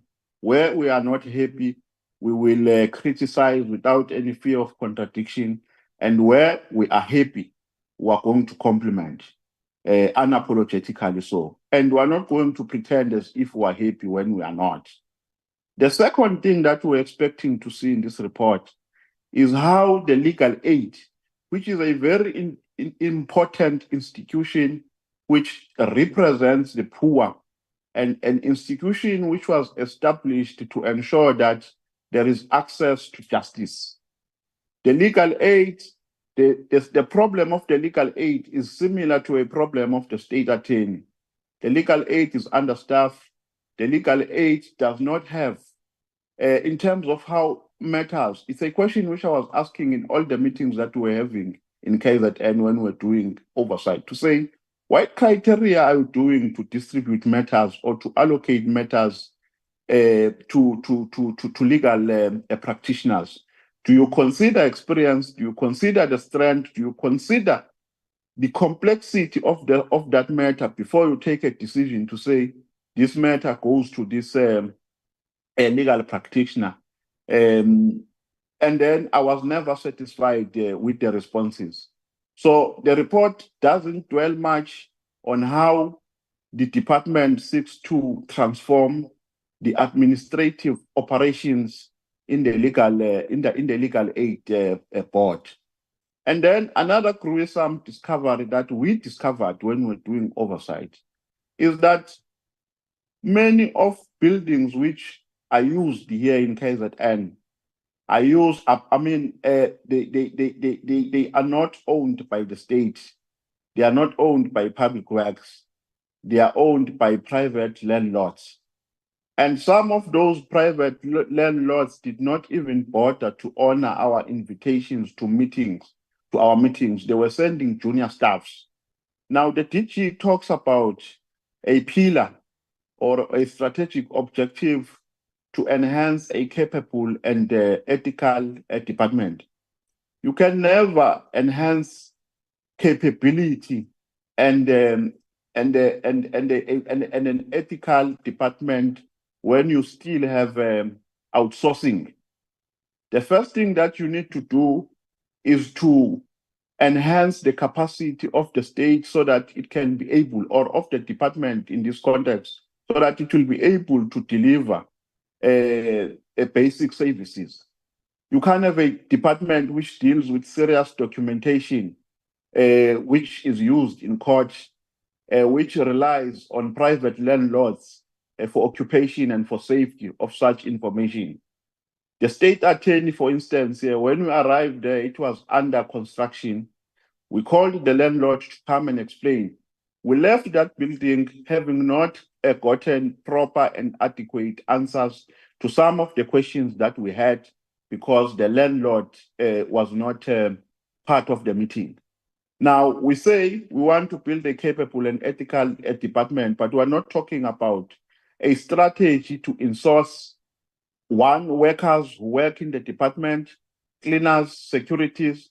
We are not talking about a strategy to procure buildings that are going to be owned by the state through public works. And then we say we will enhance. I think it remains imaginary and I don't think it can be achieved under such circumstances. So we need to have more strategies on how we can build this capable and ethical department. And in my view, outsourcing is an impediment, and outsourcing is inherently corrupt. You can never have ethicals in an environment where there's outsourcing, because there are deals which are made by people with private owners and with landlords, so which benefit them unethically. So I think that's one part that this report is missing, and it contributes to our dissatisfaction. And then the last part, Chairperson, that we want to raise, we had asked a question from Advocate Shamila Batoy, not because we have so much hatred against anyone. The only thing that we carry at our heart here is the best interest of the people and nothing else. We don't know anybody personally. We just know people through their appointments and through their responsibilities. And the only thing that we do is to assess their performance. And if we are not satisfied, we will say openly. And if we feel that they are not doing their job properly, we will just do a simple thing. We'll ask them to resign. The question that we had asked, which we're hoping that is going to be responded to, was a question of asking the NDPP, when is she going to tender her resignation letter to resign from that office, because we think honestly so, and even if we can have a one-on-one meeting with her, we can give more explanation, which will make her realize that we have nothing personal against her, but our thinking is informed by the assessment that we have made in terms of how she has executed her responsibilities. And we'll ask her this question, even if we can meet her in a birthday party, or even if we can meet her in a wedding, or even if we can meet her in town.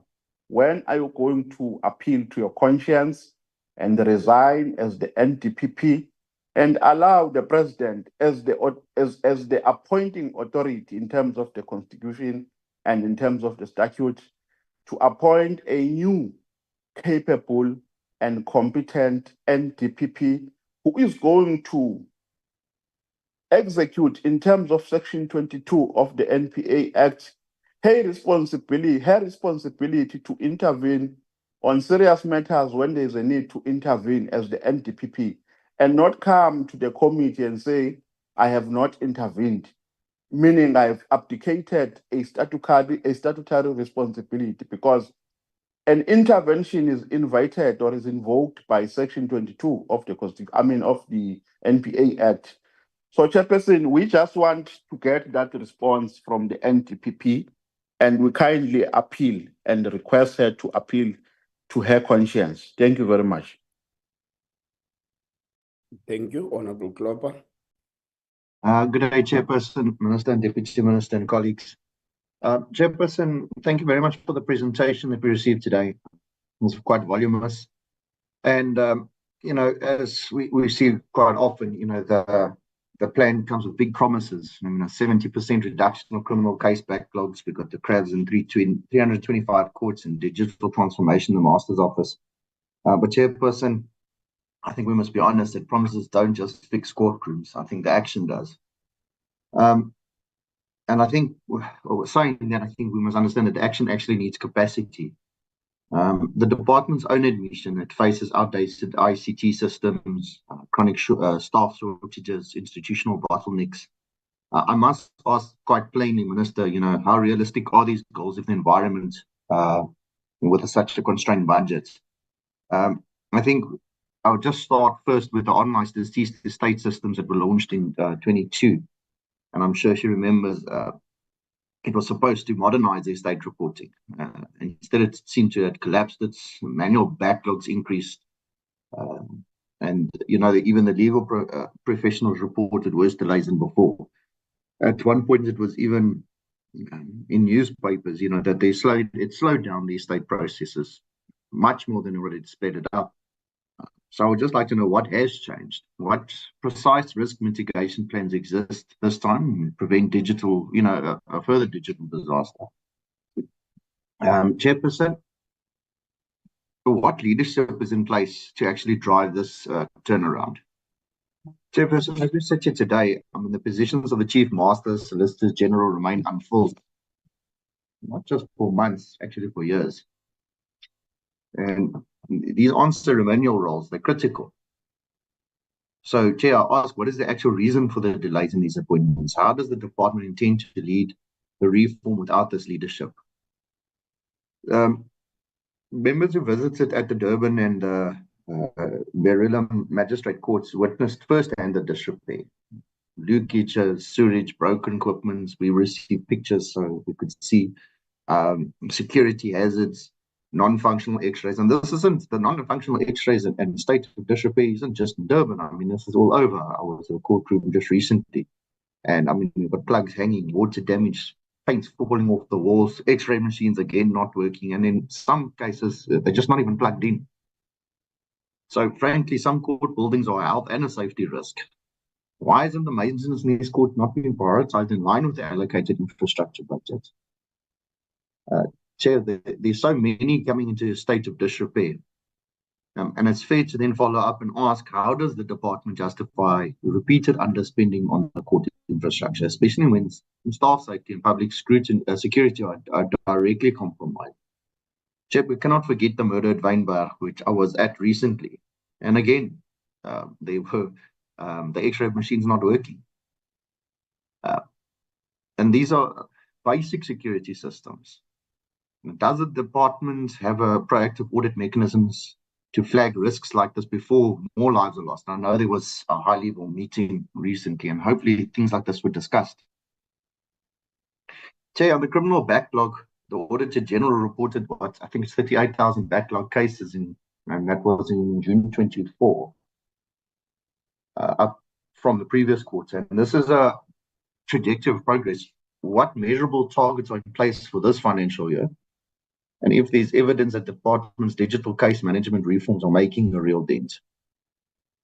Chairperson, even more troubling is the department's silence around infrastructure expansion of the GBVF interventions. I think we were told now that there were 90 dedicated domestic violence courts and 16 sexual offences courts. Yet the APP seems to fail to list where these courts will be located, what they will cost, and I think maybe a timeline of maybe possibly when they'll be ready, Chair. And we know that there's this crisis of gender-based violence, and we really, I think this is a serious submission. We really need to know more about this. Minister, I think a very important question I'd like to know is, how does the department intend on financing these expansions? And can we be provided with a plan? Because, 90 is a large number, and the dedicated courts is quite a large number. And we just want to know, how is it possible? And, we support this courts fully. I'd just like to know more specifically where these courts will be per province, budget per facility, and then obviously the timeline. Chairperson, back to the digitization of the Master's Office. It's ambitious, but the AGSA has repeatedly flagged excessive manual processing, fragmented system, poor leadership. How can an outline estate system possibly succeed if the institutional foundation isn't stable? I'd just like a few questions on the budget. I think Vote 25 received close to just a short of 25.4 billion. And that's 1.9% of the national budget. And I think SAP has received 10%, corrections 2.5%. So how does this department, with a vast mandate under the NDP and so on, function meaningfully with this allocation? Even worse, when you adjust it for inflation, I think it's only 0.3.4%. 0.3.4% of growth. And practically that's shrinking. Salaries, court operations, they will all swallow this little increase, leaving nothing left for actual reform. I think if you look at the cuts, the 1.5, 1.72, and 1.74 billion, over the 24, 25, and 26 financial years. Chairperson, this isn't minor cuts, they're literal amputations. The core services, including infrastructure, ICT, court security, legal operations. I would just like to know what services will have to be dropped. Which ABB targets are now unachievable due to these reprioritizations? I think that the department must find 328 million within its existing allocations to fund independence of the information regulator. Not to mention the additional reprioritization for the entities like the Public Protector, Human Rights Commission, etc. There's no new money; it's just new things that are coming, into this already constrained budget. Now, I want just to ask, what is the department's risk adjustment forecast for achieving its digital modernization targets? And then considering this very bleak fiscal environment. I just want to know, has the Treasury or the DOJ calculated the actual cost of cutting court security? And I mean this not just in terms of rands, but safety, trust and lives, because this is what's being lost. This is the example that I spoke to you earlier about Wynberg. Chairperson, I think I just want to move to my last point. I don't want to speak too long. Chairperson, I think the public is watching closely. 2 billion in public granting funds that were earmarked for non-profits, community developments, was looted through the National Lotteries Commission. 19 separate referrals from special investigating units, SIU, was backed by forensic reports, evidence, but only one case made it to court. I don't think this is a delay in administration, it's a delay in justice. I think when billions are looted and prosecutions stall, the message is quite clear. Accountability is negotiable. I'd just like to ask the MPA then, can the MPA account for the status of each of these 19 national lotteries matters referred by the SAU, including how many have been rolled, how many have been sent back for investigation, and what timelines exist? And Chairperson, this can be in writing, it doesn't have to be answered now. Chairperson, I think I'll pause there. I don't want to speak long, and there's a lot of other speakers. Thank you, Chair. Thank you. Honorable Matafa. Thank you very much, Chair. Greetings to you, the Minister, DM members, and DG and his team. Chair, let me thank the presentations that were made and the remarks by the Minister and the Deputy Minister. It is encouraging, Chair, that is my first point in appreciating the presentation, that it speaks to some of the concerns that you have been raising. And what for me is encouraging is that in the DM closing the gaps that he thought were necessary to close, he referred to the previous engagements that the department would have had with the portfolio committee, which means that indeed we are a partner in the work of the department, and we truly appreciate that the points that we raise in these meetings are taken to heart when planning happens. Chair, having said that, I wish to just make a high-level remark on the budget. And it's a point that Honorable Klopper raised on, that it is shrinking going forward, but the targets are increasing. I think, Chair, we need to reach a stage where we have to effect budget cuts. We should not only consider the impact that it has on the fiscus, but we also need to consider the impact that it has on the quality of service and the mandate of the department and its entities. I hope when the department reprioritizes, they will be conscious to that consideration as for the kind of impact that it will have on the quality of service, rather than being happy that we are saving a few million rands on the fiscus.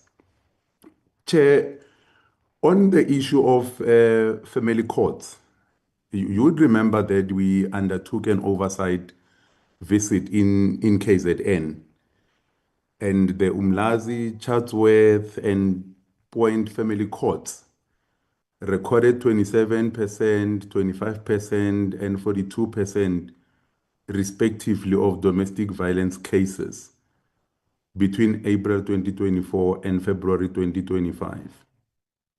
For us, Chair, these numbers are very high, and we believe that they warrant a proactive and integrated approach by the department to see to it that in the justice value chain, all the stakeholders that can assist in lowering these numbers are involved.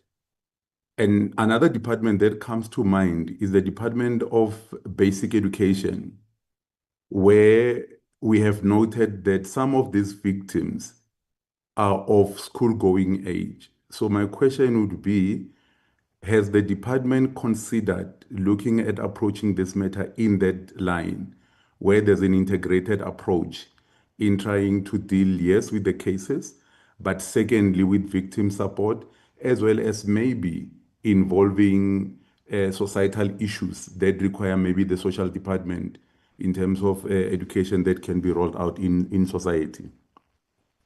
Chair, related to domestic violence, on page 110, or on slide 1110 of the final APP, the percentage target of domestic violence protection orders served by the clerk of the court on the respondents for 25-26, the target goes down.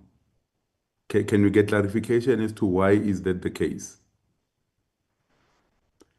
Chair, my third point is on the oversight visit by the public protector.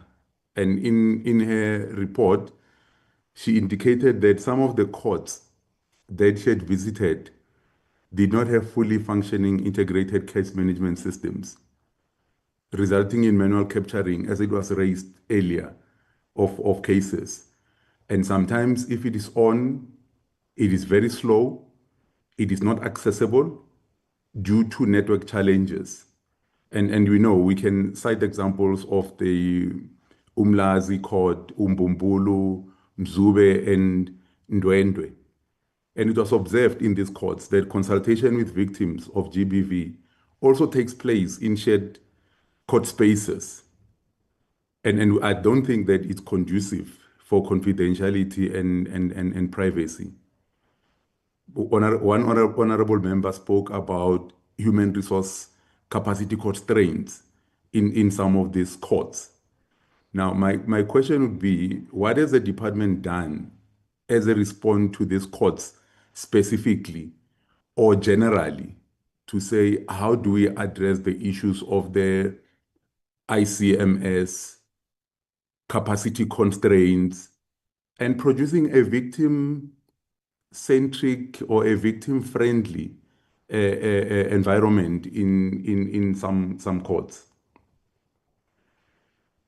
Chair, again, still on the public protector, she would have suggested that the department needs to develop a tracking and verification system to ensure that protection orders are issued, properly served, and acknowledged by the SAPS or the sheriff within the mandated timeline.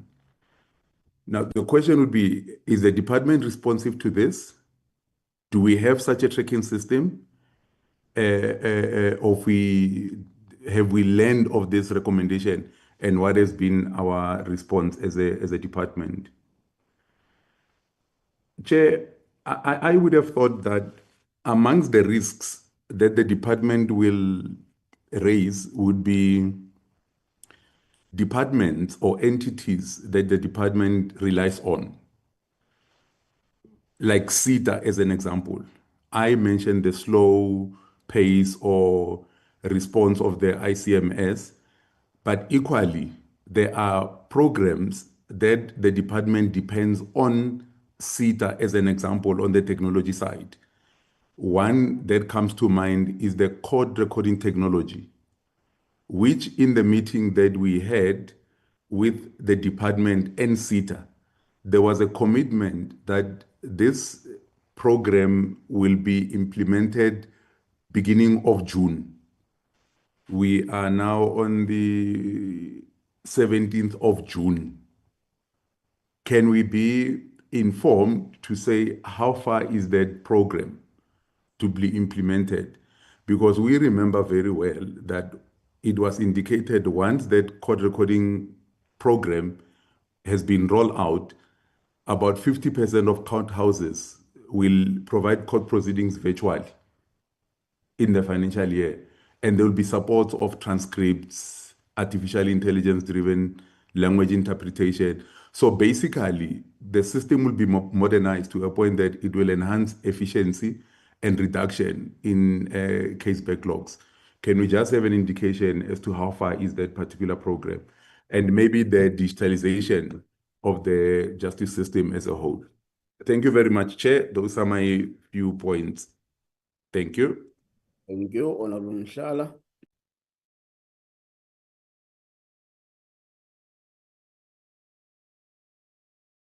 Honorable Mshala. Thanks so much, Chairperson. I'm just gonna show my video, and then from there I will switch it off because I think I'm experiencing a network problem. My place doesn't have a thorough network. Chairperson, let me take this opportunity and greet the members of the portfolio committee.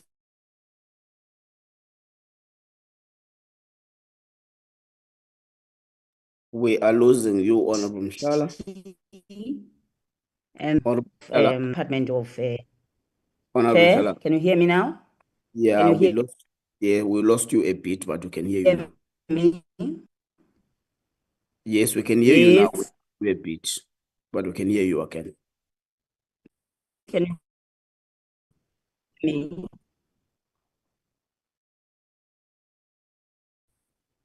We lost you again, Honorable Mshala.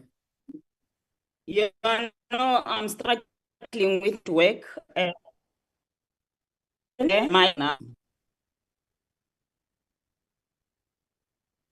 Chairperson, am I audible?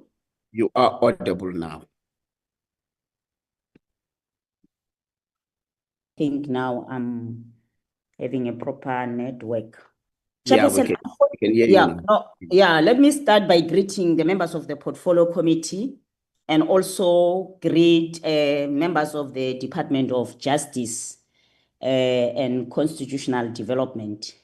Chairperson, unfortunately, because of the weather today in Cape Town, I'm suffering of a network. And when the minister was responding, I couldn't hear anything because the network also made me to suffer by that time. So I was more interested on listening exactly what did she say when she was speaking on the issue of the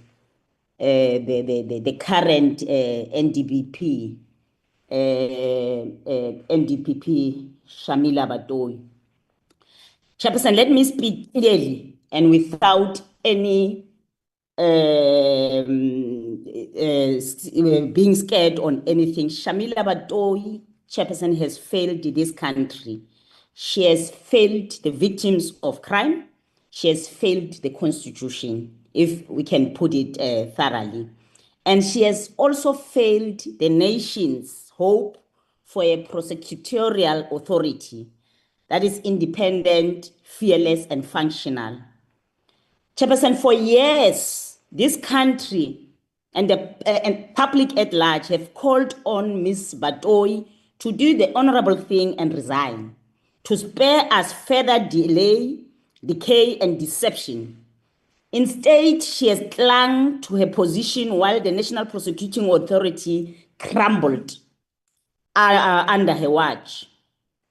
Now, as the clock runs out of her tenure, conveniently retiring in January, she suddenly wants to sound alarms about infiltration and internal defiance within the NPA. Where was this fire in 2020? Where was this agency in 2021 when we were speaking about these issues? When whistleblowers were crying out and senior prosecutors were running rogue? Where was this concern when state capture prosecutions collapsed? When gender-based violence and femicide dockets gathered dust? Where was all these things of infiltration? She never spoke about this. Only now, because she's retiring. She's changing tune now. She's speaking another language of infiltration. So we're not going to take this thing of this NDPP who's here to mislead us now and talk as if she stands for what she's supposed to stand for. We know she has failed this country, and her intention all along was to protect the powerful. She protected the Pala matter. She did not do anything on Mutoso issue. The matter of she has caused that matter to be fumbled. She remained silent when whistleblowers were victimized. So we are not here to listen to those things of hers. She must just do an honorable thing and resign as soon as possible, because we don't have time for someone who's failing this country. Chairperson, I'm going to present the submission on the issue of these APPs and the budget that were tabled here in this Portfolio Committee of Justice on strategic plan, the annual performance plan, and also, I think, on everything. Chair, while some program shows nominal budget increases or flat allocations, these figures must be understood in the context of South Africa's current inflation rate of approximately 2.8. When adjusted for inflation, many of these budgets represent real-term decreases in purchasing power. I like what Honorable Matafa has said, and also Honorable Klopper, when she said that the budget is shrinking and the work is more. So where are we going to get money to do all those things? So, for in case a nominal budget cut of 5.7% combined with 2.8% inflation result in a real decrease of more than 8%, translating into hundreds of millions of rands lost in effective funding. This inflation's adjusted perspective exposes the department's claim of increased funding or stable budget as misleading. Chairperson, let's look at program number 1 that speaks to administration. The department claims it will digitize the justice system and modernize court infrastructure. Yet courts in Durban, in Umlazi, and Verulam remain in despair. We're not only talking about that, the whole entire country, the courts have collapsed. I'm coming from the rural areas. I know we don't have courts. Ceilings have collapsed, leaking sewage, non-functional lifts, and insecure entrances. The Durban Magistrate Court operates without a preventative maintenance plan despite billions earmarked for modernization. Chairperson, the integrated justice system is fragmented with no shared budget, no performance indicators for integration, and no roadmap for collaboration. Then, Chairperson, we are now being told of what we call Regulation 17.8 of the CETA, which the department blames CETA for delays, pushing Regulation 17.8 as a fix. But this is a manufactured narrative designed to justify outsourcing critical ICT functions to private companies, sidelining state capacity. The Deputy Minister previously told us that revealed some suspicious disparities in private sector codes, 700 million versus CETA having to code 3 billion, with no diligence, raising concerns of inflated cost and orchestrated outsourcing. We must acknowledge that this regulation of Minister Malaji does not appear committed to strengthening the state capacity through CETA. This is because he serves interests that prioritize privatization over building robust public institutions for the benefit of the majority. When CETA performed effectively, many of the country's challenges, such as unemployment and limited state revenue, are alleviated, as it creates jobs, channels more funds into the public coffers, undermining SETA, therefore undermines the potential for sustainable development and public service delivery. So we are not saying that that is not the option, but we know the interest of Malachi and the DA. This is how this is what they are wishing for. Recently, they went to USA with President Ramaphosa, where they allowed to be bullied about Starlink. Minister Malachi having to release quickly a regulation or a policy or a bill that seeks to undermine the BEEE policy. We are not going to be fooled here. Let's ensure that we build state capacity in government institutions, and we make sure that they serve this country with dignity and respect. So my question is, why does the department mislead Parliament with digital promises while relying on broken networks and decade-old desktop? If SETA is failing, why has the government failed to rebuild internal ICT capacity instead of outsourcing or wholesale? We cannot be allowed to be put in this failure. 30 years down the line, these people are coming back to us to tell us that they failed, there's no internet, there's nothing, they can't do anything. The same applied with DNL, the same applied with SAA is now going to happen here, where we're going to be infiltrated by foreign companies in our justice system. It must never happen, and it will never happen in our lifetime. The other question, Chairperson, the other point is on Program 2, lower courts. If you look at this budget, the budget here also has shrinked. There is real monetary decrease, if I'm not mistaken, of 236 million. The department promises 54 new sexual offences court, but provide no details of resourcing or timelines. Over 100,000 cases remain backlogged, many involving sexual offences and GBV. Victims in Limpopo, Rustenburg, and KZN wait months for interpreters or to file protection order, which is also happening in Parliament. Where we come to Parliament, there is no interpreters and anything. So we are not even amazed of what is happening. We know this government is a government of failures. If it failed to bring interpreters in Parliament, there's no way that they will bring interpreters in courts.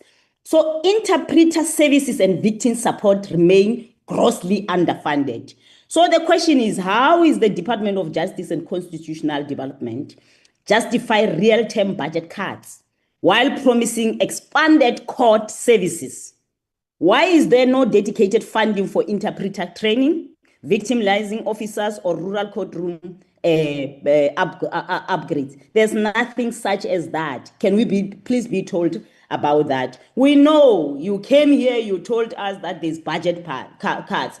We are assisting you now with real issues. Go and fight for them, for this thing to happen. The other program, which is Program 3, that speaks to state legal services. That is the only program to us, when we look, which have real monetary increase, if not mistaken, of 54.5 million.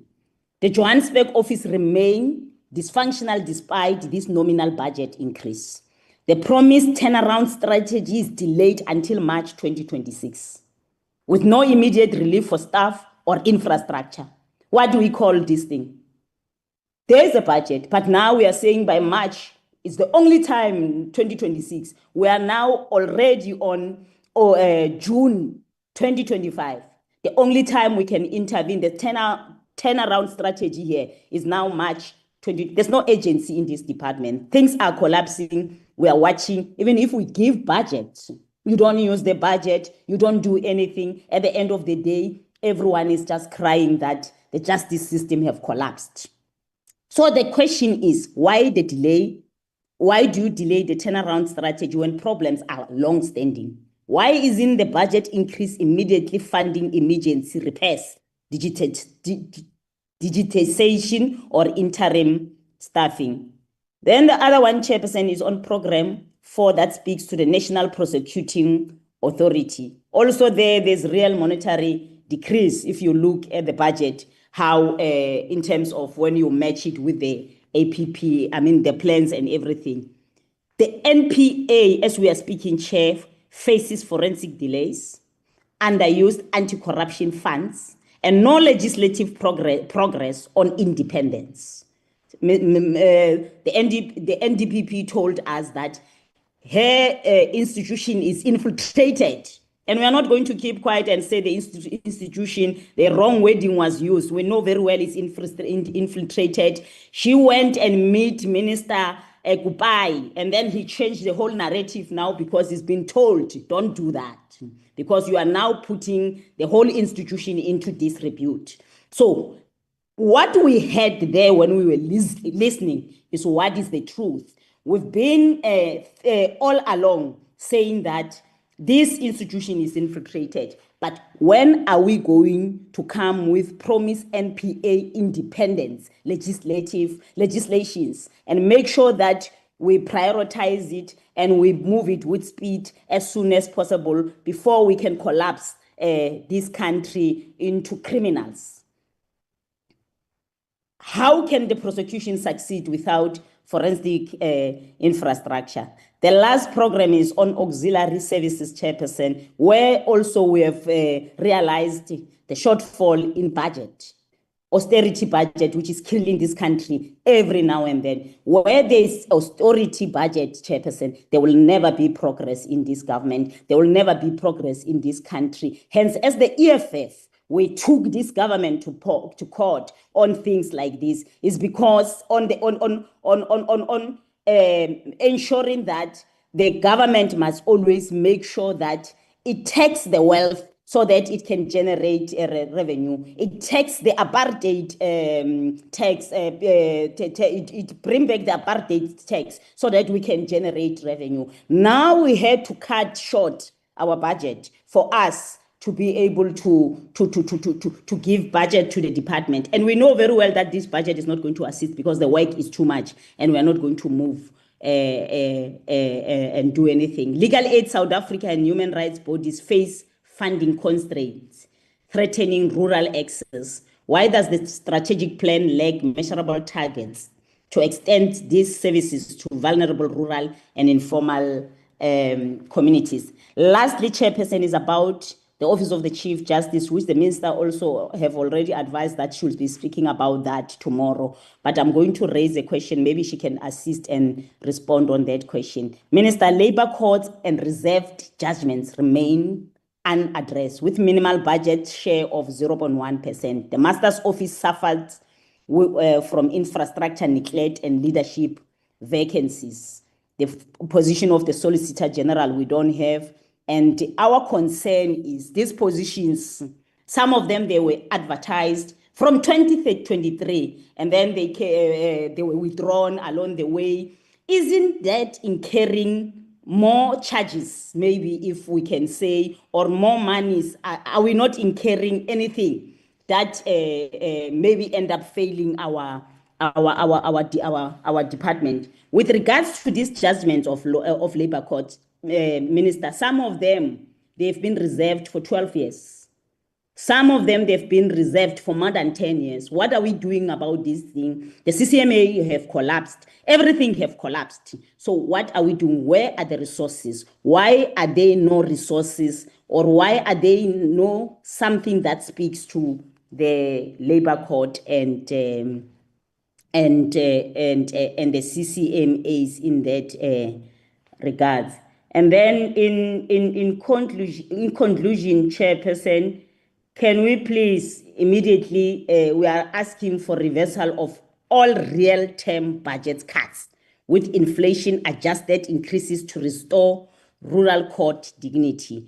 Let's make sure, Minister, when you go down there, uyosikhulumela mpela ngebudget engcono ingekho kanjena. Thina si-portfolio committee sicela nje ukuthi simake sure ukuthi ibudget yethu ibangcono ukuthi abantu bethu bamnyama bangahlupheki. Thank you so much, Chairperson. Thank you, Honorable Mhlala. Honorable Swart. Thank you, Chair. I'm just going to turn my camera off, but I just greet the Minister, the Deputy Minister, the DG, and the NDPP. Chair, may I firstly just say that we from the ACDP, we appreciate that there are many constraints that the department and the NDPP are working under, and the main one is the budgetary constraints. And as the DG indicated, the 2 billion rand budget cut. So it's all very well for us to sit, and yes, we need to exercise oversight, but we also need to accept responsibility, because we are, at the end of the day, the ones that appropriate the budget. And I want to remind honourable members that there are powers in terms of the monetary bills that, should we not accept the allocations, we can, as a portfolio committee, appear before the appropriations committee and argue for more funds. And so, Chair, that is a hugely important issue. Yes, we expect service delivery, but where you have a 2 billion rand cut over the medium term, it has a significant impact on the ability of the department and the NDPP to exercise and to provide justice. Chairperson, the ACDP does not share the sentiment that the NDPP should resign. Let's make it very clear. It's not a sentiment that everyone on this portfolio committee supports. We appreciate the public has rightfully concerns, as have members on this portfolio committee, have concerns about certain cases, the Omatoso matter and other matters, and that maybe what is needed is looking into those systemic challenges that the NPA is experiencing. And we are reminded SARS had the Nugent inquiry to look into SARS, and let us not forget, as Advocate Bitohi has said, she inherited an institution that had been severely hollowed out under years of state capture, and it has been a process of stabilizing that institution. And we look forward to that engagement with the Advocate Bitohi as to infiltration, because we know that in the years of state capture, there was severe abuse of the institution for political purposes. That having been said, I want to just touch on a number of issues. I want to hear, maybe the CFO can give an indication of the most risky budget items, and that we can, again, as we've done in the past, argue for the improvement and increase in budget allocations, bearing in mind that we can appear before the Appropriations Committee. When it comes to the ICT and the data, mention has been made by my colleagues of the regulation. I'd like the Minister to give an indication of when will that regulation be put into place so that it can enable the department to procure its own ICT and not have to rely on CETA, because that is obviously a massive challenge that the department is suffering under. The Minister mentioned the issue of the master, and it is concerning that the Chief Master has not yet been reappointed, and there are a number of acting masters in different provinces, and we're fully aware of the serious concerns there. And I would, from our perspective, like to see a greater urgency to resolve those issues, because it impacts the whole of our economy. Chairperson, you'll recall at the end of the last Parliament when the Legal Practice Council appeared before us and pleaded with us to assist with resolving the master's issue. So that is a matter of great concern to us. We would like that to be speedily resolved. Chairperson, the issue of the state attorneys remains a concern. The committee members visited KZN, and you cannot deal with so many cases. We hear Johannesburg is collapsing under the pressure of cases. You cannot deal with 1,000 litigation cases. We welcome and support the process of alternative dispute resolution. Because what happens when you've got so many cases? You wait till the stairs of court to settle the matter, when a lot of legal costs have been incurred and case allocation dates are given 3, 4, 5 years hence. I would strongly urge that that method is implemented, as well as the possibility of looking into the situation where the state attorney does not get instructions. Surely, if it's a straightforward matter that needs to be settled, a police matter, which we know they deal with most of their cases are police matters, that there should be an enabling way in terms of the Procurement Act or in terms of the Treasury instructions to enable the state attorney to settle matters where they do not get instructions. Because the other thing that then happens is default judgments are awarded against those departments where the state attorney does not get instructions. That is a matter I'd strongly urge looking into. I would also like to ask the DG to give us an indication of the perennial problem where the state attorney briefs advocates to act for departments. They then reimburse those advocates and try to recover that money from the departments. Maybe the DG can, in due course or today, give us an idea, is that amount that is due to the Department of Justice that is disbursed for other departments, is that increasing or given the pressures on other departments, or is it being managed? Because that places additional burdens on the department.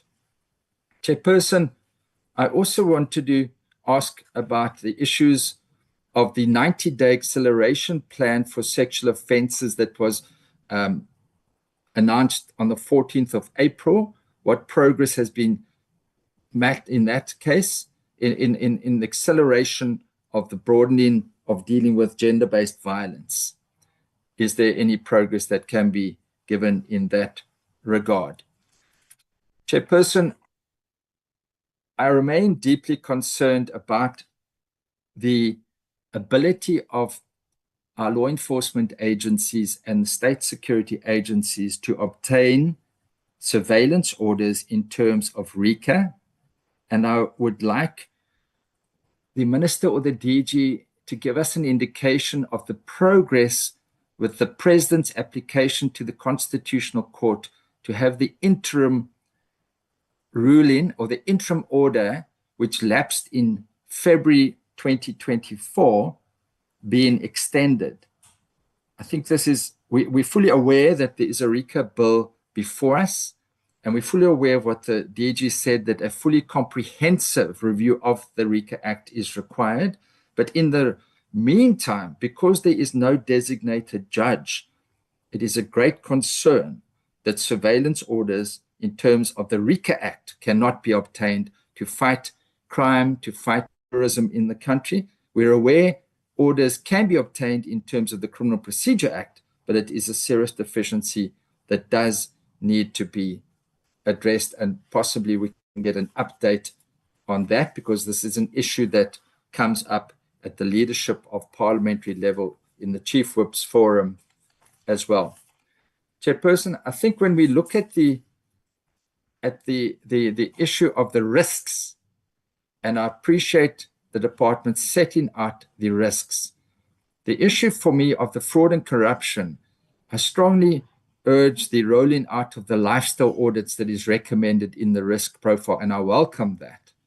But I would like some feedback as to how is that progressing at senior and middle management levels. And then I did touch on the ineffective management of litigation, and I welcome the alternative dispute resolution to apply that process.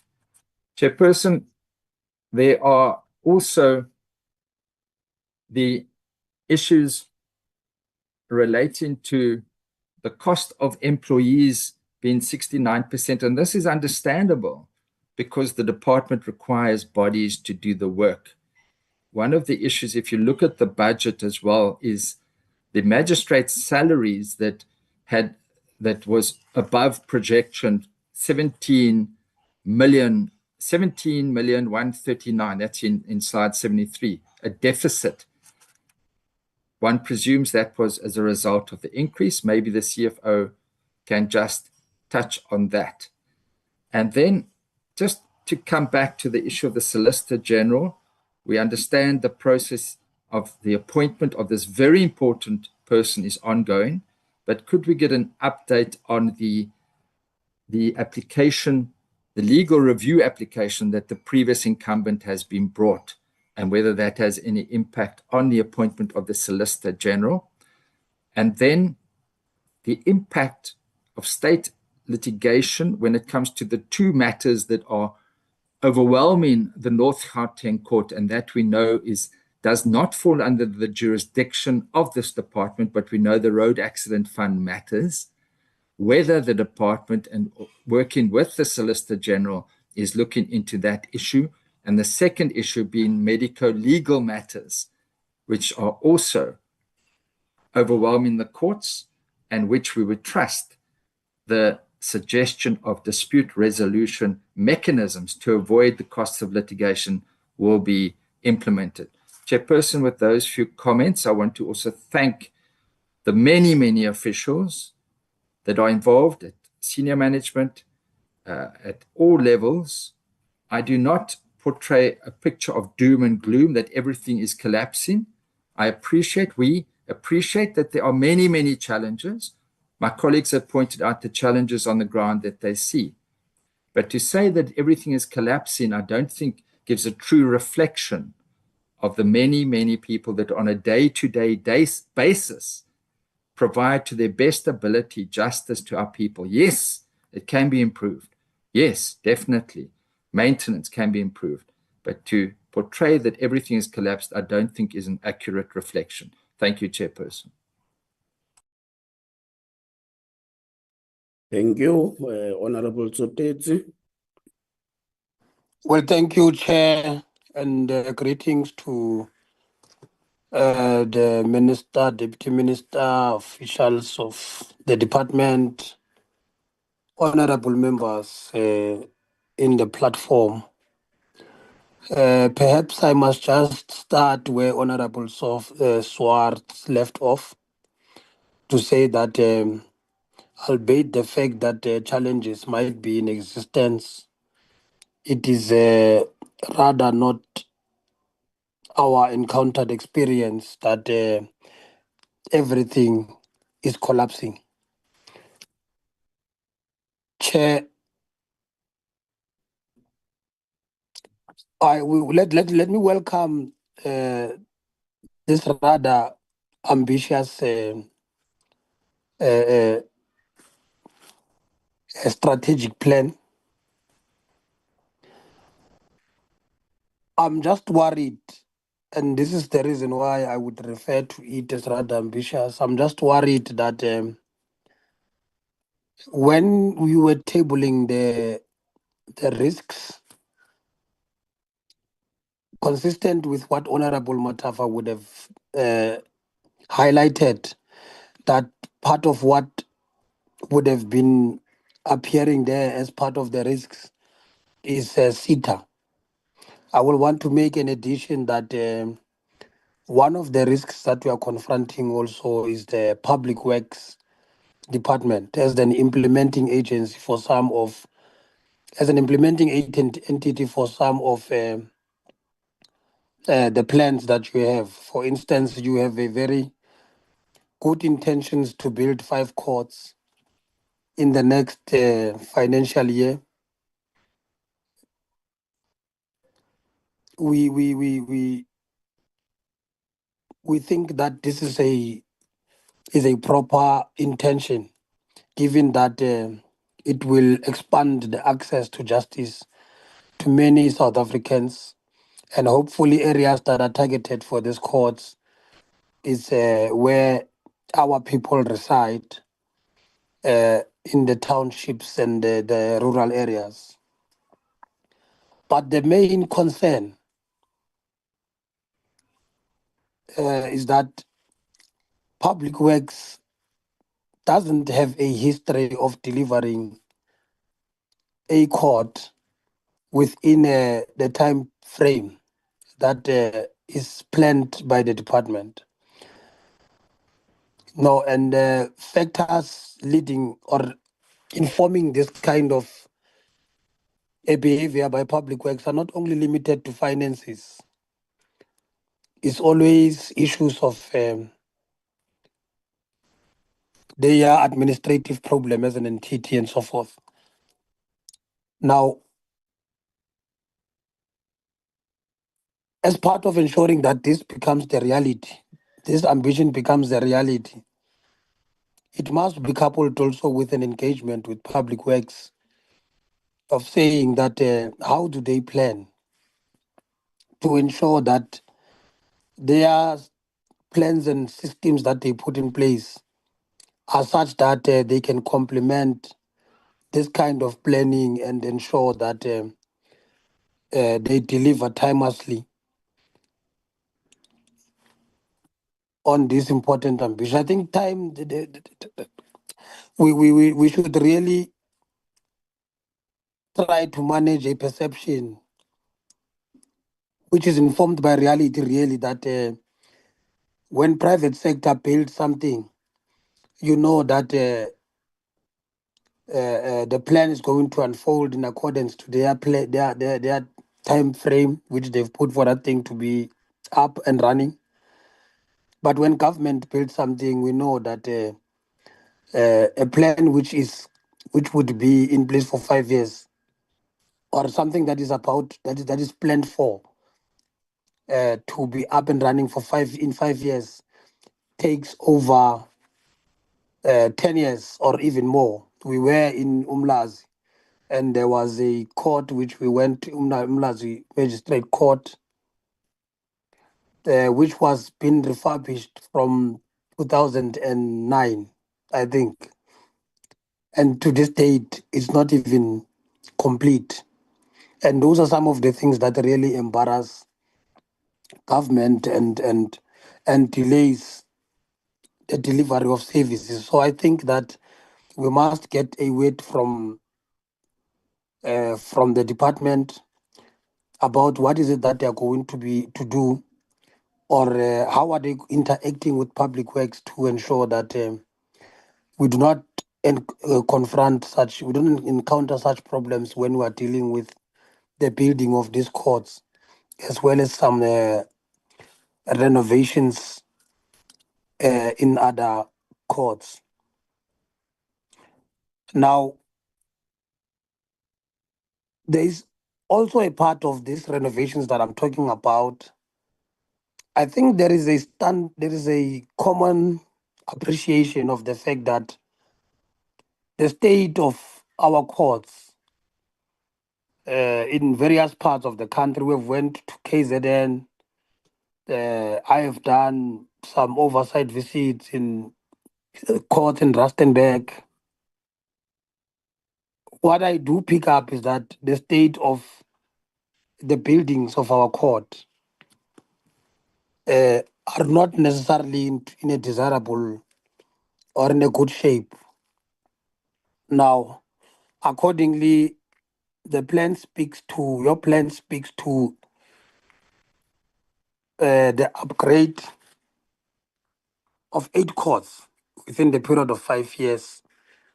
Can you perhaps give us a sense of which of the courts are you targeting for this major upgrades?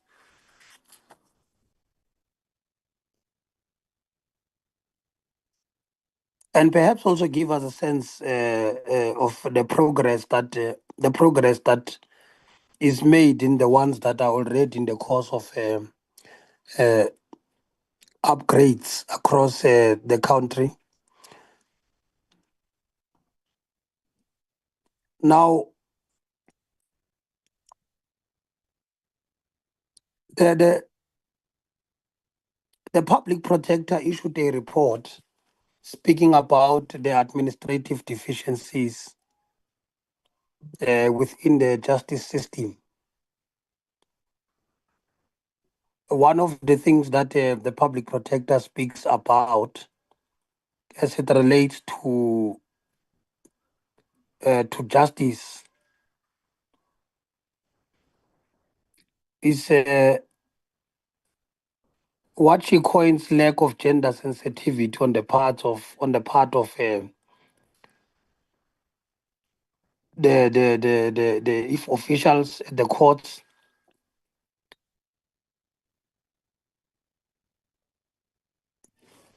do we have any plan to deal with this kind of a thing, or is there any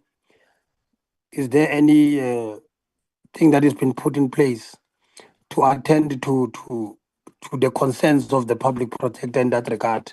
I'm asking because we had made a commitment as a committee to say that issues that have came out of that report by the public protector are very sensitive, and they speak to a matter which is gender-based violence, which is that is problematic in the country. And we have made an undertaking to say that we will, as part of oversight, ensure that we ensure that the departments really takes their recommendations into action. So I would like to get a sense in that regard to say that to which extent is the plan speaking to the recommendations of the public protector in as far as dealing with the administrative deficiencies on issues of gender-based violence is concerned? The issue of security in courts has been spoken about. We are also interested in that response. Now, I think, Chair, there must be a separate committee meeting wherein the department really will have to come and give us some sort of a strategy on some sort of a turnaround strategy, considering the fact that we have been speaking about the master's office, which we are in agreement with the department that there's problems there. We have been speaking also about the state attorney. Perhaps we may need a separate committee wherein we are going to be informed of what becomes a turnaround strategy, which leads the department into projecting that the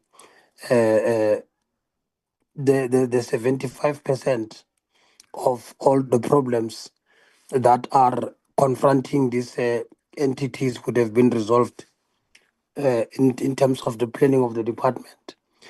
I'm saying that because we also may need to play oversight on a process of resolving problems of these entities as well. So other issues, of course, Chair, they have been dealt with thoroughly. Let me pause there. Thank you very much. Thank you, Honorable Sotetsi. Honorable Mutawu. Thanks, Chair, for the opportunity. Greetings to everyone present in the meeting. Chair, I think most of the things my colleagues have already covered me, but I will only finish up with the few that is still outstanding. Minister, we note the update of the appointment on senior management in the master's office, but I have only two questions. We saw the withdrawal of the advert on the 18th May 2025. Why was that advert been withdrawn? And then two, what are the planned timeframes for the appointment of the permanent masters in Pretoria, Joburg, Kimberley, Middelburg, and Bloemfontein? Lastly, Chair, could the department comment on the matter on the master's turnaround strategy, which is planned to yield 100% over 5 years? On gender-based violence, Chair, as part of the department's response plan to have an efficient and resilient and strengthened justice system, enhanced for improved accessibility, the department's plan to establish 90 sexual courts over the next 5 years, I'm a little bit worried. We have seen the rollout of the same, and yet the GBV has not been adequately addressed. In fact, the Public Protector's Report 2024 indicates many of the weaknesses within the system. The silo approach by the relevant departments is a contributor to some of the deficiencies. And what is the department's plan in capacitation and proper staffing of the said courts to ensure the envisaged efficiency? Chair, secondly, the Public Protector's Report pointed out serious infrastructure problems such as the cracks of the walls, inadequate ventilation, and other hazards challenges. The report also pointed out issues of broken printers, telephones which were not working, poor connectivity, and other issues. What is the status quo of each of the courts visited by the Public Protector? And what has the department done to attend the issues which were raised by the Public Protector? And when will all these issues which were discovered all are going to be addressed? It will help us if you can get time frames as and when we get the report from the department. Chair, again, the department is often called out for failing the victims of GBV, whether it is due to a shortage of interpreters or intermediaries or experts to undertake complicated protection orders procedures.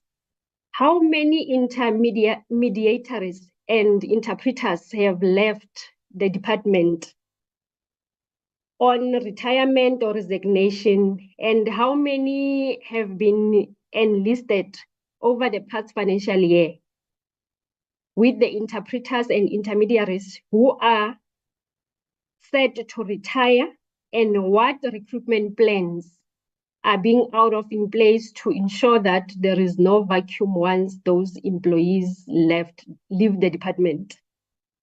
Lastly, Chair, what efforts in financial and non-financial is the department making towards gender sensitivity training for officials who deals with GBV matters? Also on that one, Chair, I'm requesting if you can have time frames and timelines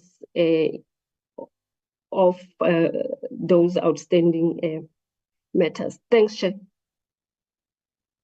Thank you very much, members, for those inputs. I think we have covered everything. One thing that I will ask is that we are aware that the former acting Solicitor General has taken the department to court over his removal. So I want to check how far is that process and what possible impact will it have in this current appointment process. Minister, you can start responding to the issues that were raised by members. Thank you, Chair. Shall I ask the team to respond first, and then I'll close up? There are issues that have been raised that relates to the capacitation, and then we've got the issues around infrastructure security. So the team is here. Maybe let me start with the CFO on financial matters. Okay. Then we can ask the others to come in. It's fine.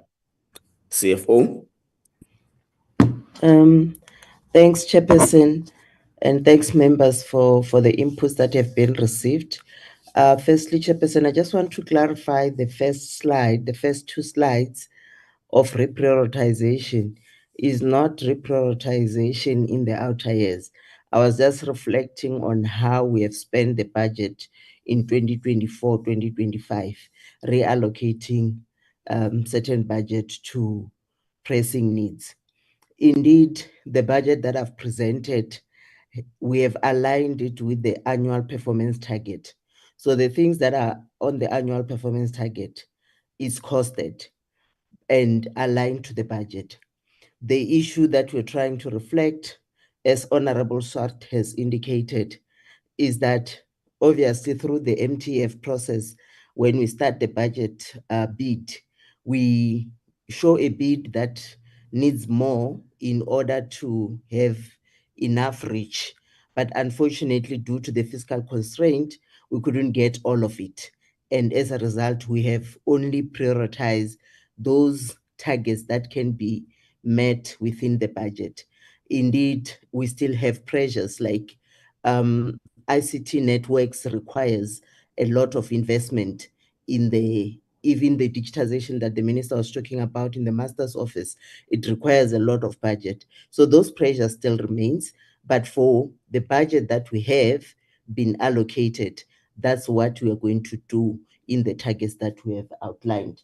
To answer the issue around the magistrate, yes, magistrate is a direct charge.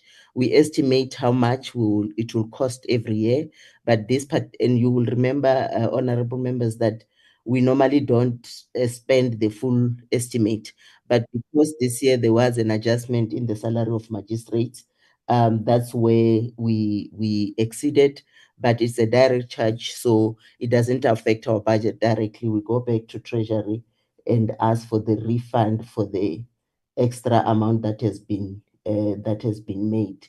So I think I've covered in a nutshell. They will talk more about the infrastructure. We don't procure buildings ourselves. In line with GIAMA, we procure through Public Works. Public Works may decide that we will use state-owned buildings, or we are using leased building where it's applicable depending on the region.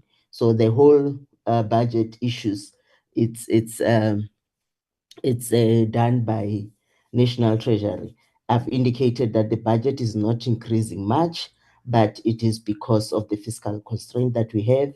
The different programs, most of the budget goes to compensation of employees. So how we then do it is that we prioritize those posts that has got direct impact on service points and fill those first before administration. Obviously, as we modernize, there are certain administrative function that we may not need, but more of the budget will go into the service delivery points.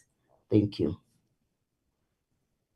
DDG Kale for the masters and your area of work. Thank you, Minister, and good day to the committee members, and thank you for the opportunity to answer. One of the first questions was, since the previous briefings and the LSSA briefed the committee, there doesn't appear to have been any changes to the conditions in the master's office. And I think the honourable member wanted to know what is being done to address some of those immediate challenges. Chair, I would like to state that there are small improvements that are being made, but obviously the problems remain because structurally and technologically, the conditions have not changed, although we have implemented some online solutions, for instance, on trust and on estates, but we are severely hampered by those ICT issues in relation to the network issues, etc. And we need to have a conversation in the department about how we implement these systems based on what mitigating measures will be put in place before we implement such systems to ensure that we keep the offices running and not implement a system that just does not allow us to render the services in the usual way that we do.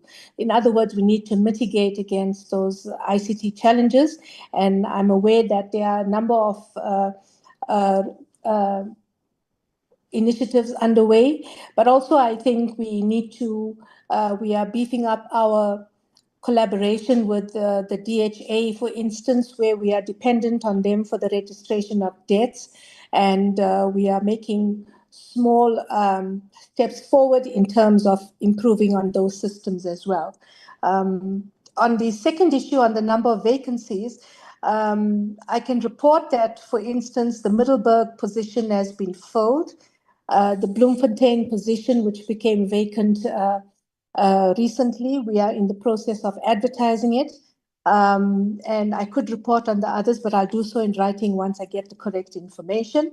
With regard to the why did we withdraw the advert for the chief master, I think the minister has spoken about the profile of that post.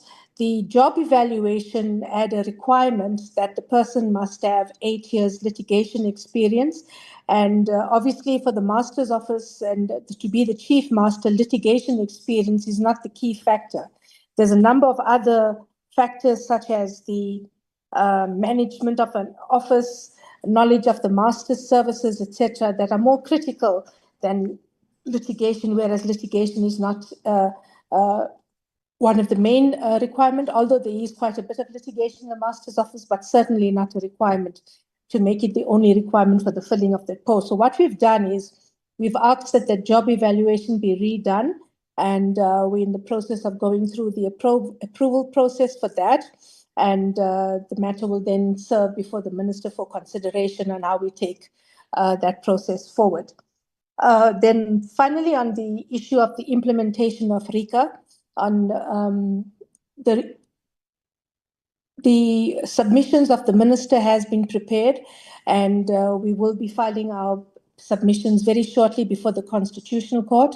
The Constitutional Court is yet to hear the matter, and we are aware of one other submission having been filed.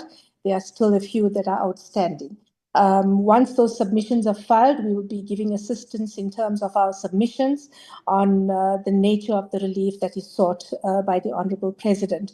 The matter is also still before the Portfolio Committee in terms of how we process the President's request. I believe the President has responded to a request for clarity, and we are in the process of briefing the Minister on that matter as well, and we await the next briefing to the Portfolio Committee to assist the committee going forward with that issue.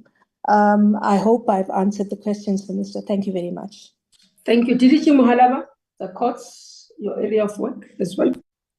Thank you very much, Minister, for the opportunity, and thank you, Chairperson. Chairperson, there has been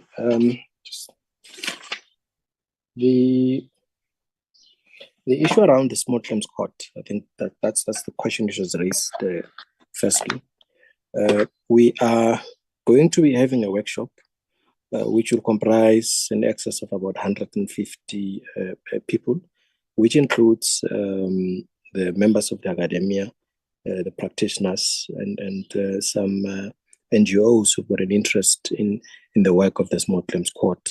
And this workshop really seeks to deal with a number of interventions, not only the quantum that is being dealt with by the court, but really includes issues around the training of the clerks, the code of conduct of the commissioners, the training of the commissioners, and the proposed legislative amendments to the current Small Claims Court Act. So the workshop in its entirety seeks then to respond to the variety of the issues, which also includes the issue that relates to the appeal process or procedure vis-a-vis the review procedure, which is currently being embedded in the current piece of legislation. We do take note, Chair, that the Umlazi Magistrate Court has not moved in speedily as this project started a while ago. I've also requested colleagues from facilities to join the meeting, but in essence, the challenges around Umlazi really have to do with the funding of the court. To be more specific around the Verulam, we can confirm, Chairperson, that the project has begun.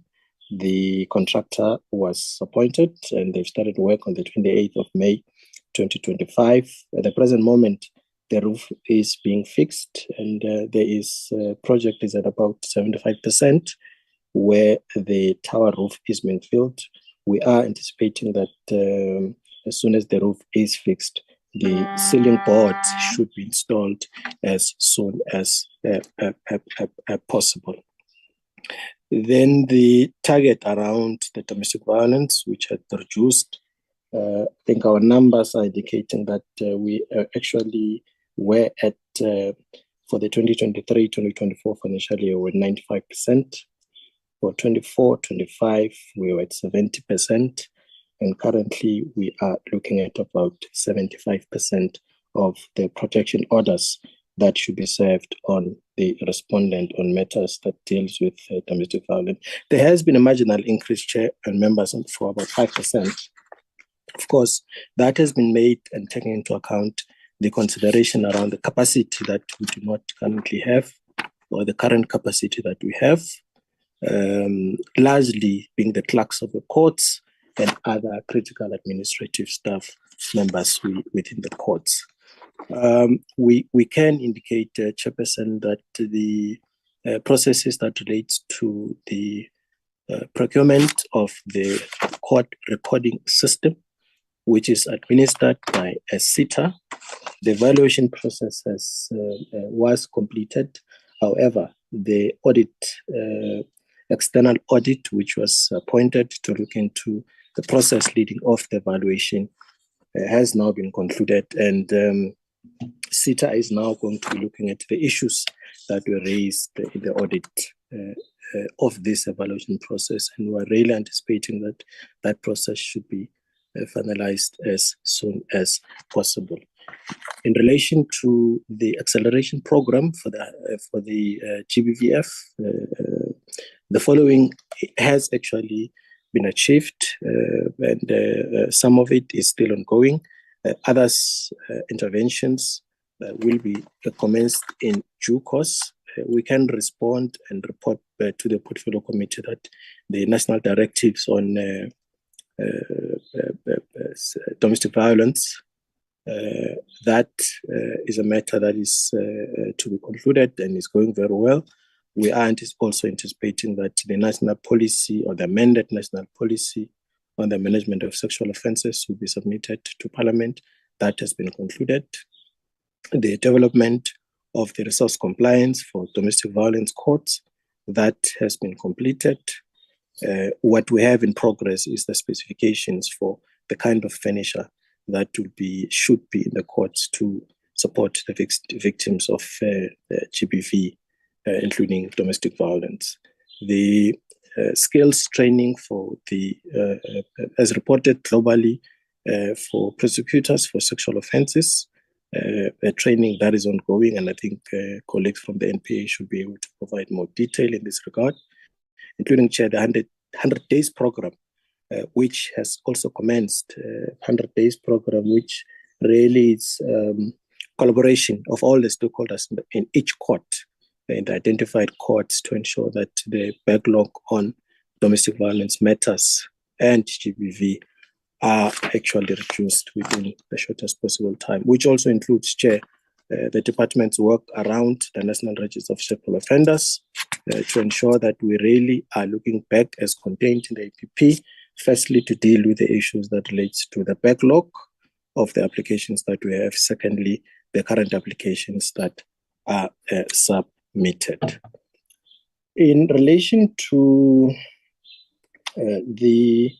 the number of interpreters that we have, and we do acknowledge as a department that this is an area of great importance to ensure that the administration of justice is actually seen to be done on a daily basis.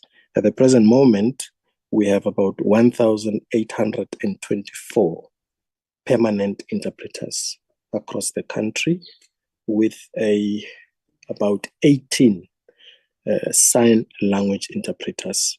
And we can confirm, Chair, that about 85 posts in a phased approach, being phase 1 and phase 2, have been advertised, and those posts are being filled. The majority of the 85 have been filled. And in the next phase, which is phase 3, we are anticipating that about 66 posts of interpreters will be advertised to be filled, and we're anticipating that those posts should be filled as early as August and September, as would have been advertised following internal recruitment processes. I think it's an important issue, Chair, that that has been raised around the training for the officials. And we have actually observed that we could be having challenges. And we have actually, as a department, have now put in place the plans to ensure that the clerks in particular that are assisting the members of the public, especially the vulnerable groups, to ensure that the matters that relates to gender-sensitive training is a matter that is addressed going forward. We can, Chair, in earnest provide the numbers of the interpreters and intermediaries who have left the system. I think those numbers can be provided to the committee. The matters that relates to the Public Protector's report, at the present moment, we can indicate to the committee that there was the issue that related to the procurement of the furniture. We have complied with the report in this regard. An audit was done and completed in the affected courts, and the respective provinces in the affected courts have put in place their supply chain management needs around the how then to address the questions that relates to the furniture that must be procured. And of course, there are other matters that relates to infrastructure, which will really require a large amount of resources financially to change the current narrative, as well observed by the Public Protector. As an example, the Mamelodi Magistrate Court in Pretoria is one of the examples where there's a space issue. And with the delays of the construction and the finalization of the new court, which is much more bigger, providing more space, sadly, the issue that relates to how the members of the public are served, who are then exposed to each other, sometimes to terrible weather conditions when there's heavy rains within the area of Mamelodi. So the members of the public would therefore be exposed to that. So the spacing issue is a challenge that the Public Protector has actually observed, and we are quite aware of that. But of course, the challenge would be the financial resources that are required then to ensure that the space issue is addressed to respond to the Public Protector. And of course, I think the Minister has dealt with the issues of ICT. I think my colleague DDG Hlotja will be able to deal with the issues that relate to the network. Of course, there has been a directive that we need to address the issues that deals with the network. The courts as directed public by the Public Protector. The issue wrap up, Mahalapa, so that other colleagues will be mindful of the time. Thank you very much, Minister. Records management, the department is busy with the training in this regard to deal with the gaps that have been identified in this regard. But we're working very closely with the PP's office to ensure that the majority of the issues that were raised are being addressed. Thank you very much, Chair. DDG Hlotja. Good afternoon, Minister. Good afternoon, Chair. Good afternoon, honorable members and colleagues. Some of the ICT issues, though, they've been touched, but I believe that the issue that was raised by Honorable Klopper, in terms of the ambitions and the craves, 325 courts, virtual court sessions, hosting and so forth, capability. Yes, we were reliant on the procurement process by SITA being concluded on time. And we are reliant on the fact that we're hoping that since we have migrated all our network infrastructure, technology from fiber to from copper to fiber, then obviously the upgrades of the bandwidth at our courts, from a WAN perspective, it would be quicker. And therefore, by the time that we implement the court recording audiovisual solution, our hope is that we should be having the right network connectivity. But of course, that is also dependent on SITA. That's why the portfolio committee is aware of some of the initiatives we have taken to try and, fast track or get better services from the market, on the basis of, the figures we got from the market. And SETA then requested, I think after, during the last portfolio committee, they requested that maybe they should review their proposal on the basis that what we got from the market is 5 times, 6 times less what they are charging us. So this is still ongoing. SETA has since, these are the latest development, has since reverted back to us and indicated that they can actually also drop their costs to 5 times, 6 times less. So from about 3.3 billion rands to about 533 million rands. It's quite interesting that how come suddenly they can drop their prices as low as that. So it's still a matter of discussion in terms of, with the drop in the prices, will they still satisfy our full requirements and so forth. I also wanted to mention the fact that the regulations do not necessarily address the mandatory services like the network services that we get from SETA. They mainly address the procurement services. So that's why we're still going back and forth in terms of this, and thus they've dropped their prices. But the issue is their ability to provide us with the excellent network services, in relation to what the market can provide. I've also, had Honorable, I think Muhlala, in terms of, the SETA and the private sector involvement. Honestly, some of us, we are in favor of SETA. SETA, I think it's been a good initiative that is supposed to assist us with economies of scale and so forth. But the issue here is about the ability to provide us the service that we expect. Do they have the capacity and the capability, And that's what we're looking at, really. And we are hoping that we can be able to utilize the limited financial resources to get the expected excellent network connectivity services that they're supposed to provide. However, with the latest response, I must say that, they've excluded the SD-WAN that we also require, that is key for us to perform and tune our network.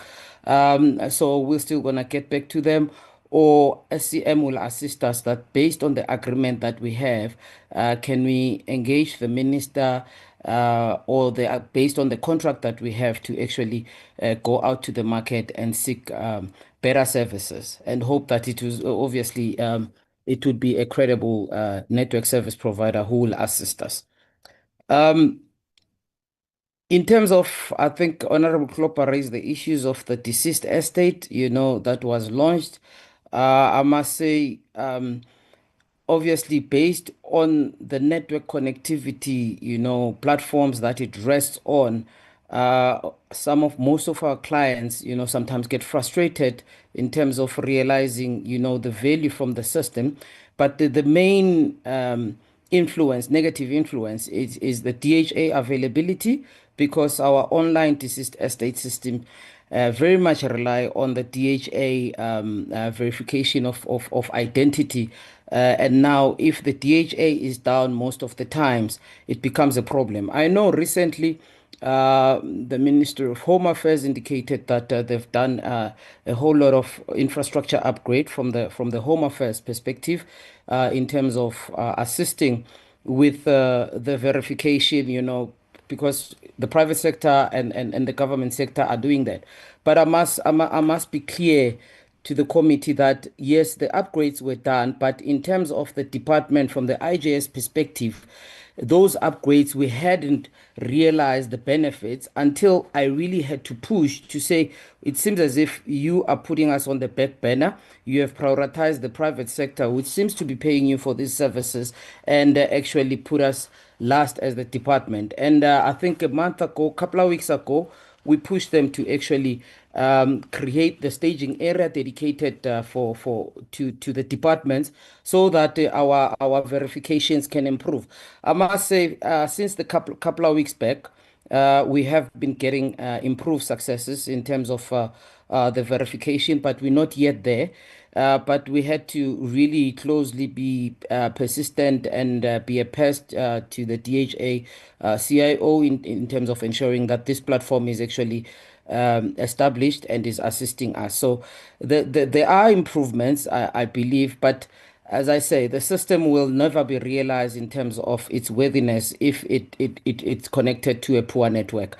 But of course, there's also the LAN part. I think when I talk about SITA, I touched the WAN part, which is wide area network, but the LAN part is also a challenge, whereby we have old 3-com switches and old cabling. That's the part whereby, the CFO indicated that we need more financial resources to be able to resolve that.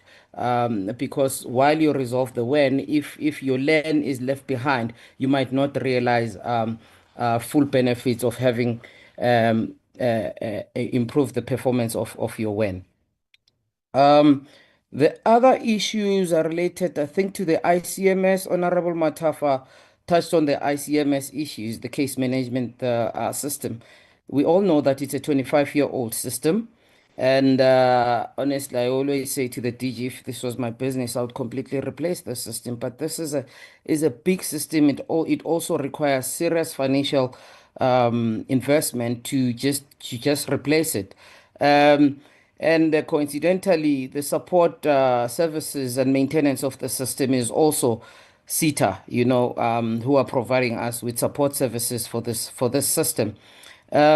So far, we've only managed to do, sort of POC in terms of, what kind of technology can we use to actually renew the system. But with limited financial resources, that's where we can end. However, we're having comprehensive discussions with IJS, because we fully believe that in renewing the system, we cannot renew it in isolation with other departments who also have old case management system. ECDMS from the police is old, the ECMS from NPA is also old, and so forth. So we are trying to have sort of a proper integrated case management solution, and we believe that maybe if we use that approach, we might even realize economies of scale and require less financial resources to actually renew the entire case management solution, that covers the entire business process from the police up until the DCS, so that there's a seamless integration that will help us in actually reducing the case backlogs and so forth. Honorable Matafa also mentioned the SITA risks. Yes, they're not explicitly stated in our strategic risk register. However, I think in a way they are covered in the old infrastructure, the way we've captured the old infrastructure, because I think it's more of a root cause, in terms of our inability to renew our old infrastructure, which is network infrastructure in this case. So we do have such a risk stated in our operational risks, but it's not a risk that we are not really managing. The fact that it doesn't explicitly appear in our strategic risk register, it doesn't necessarily mean that we are not really mitigating it. I think I've already touched on the CREVS, which is supposed to replace the CRT, the current court recording technology. 2024, I mean, it was commissioned, I think 2014, is more than 10 years old now. Definitely it has to be replaced by CREVS.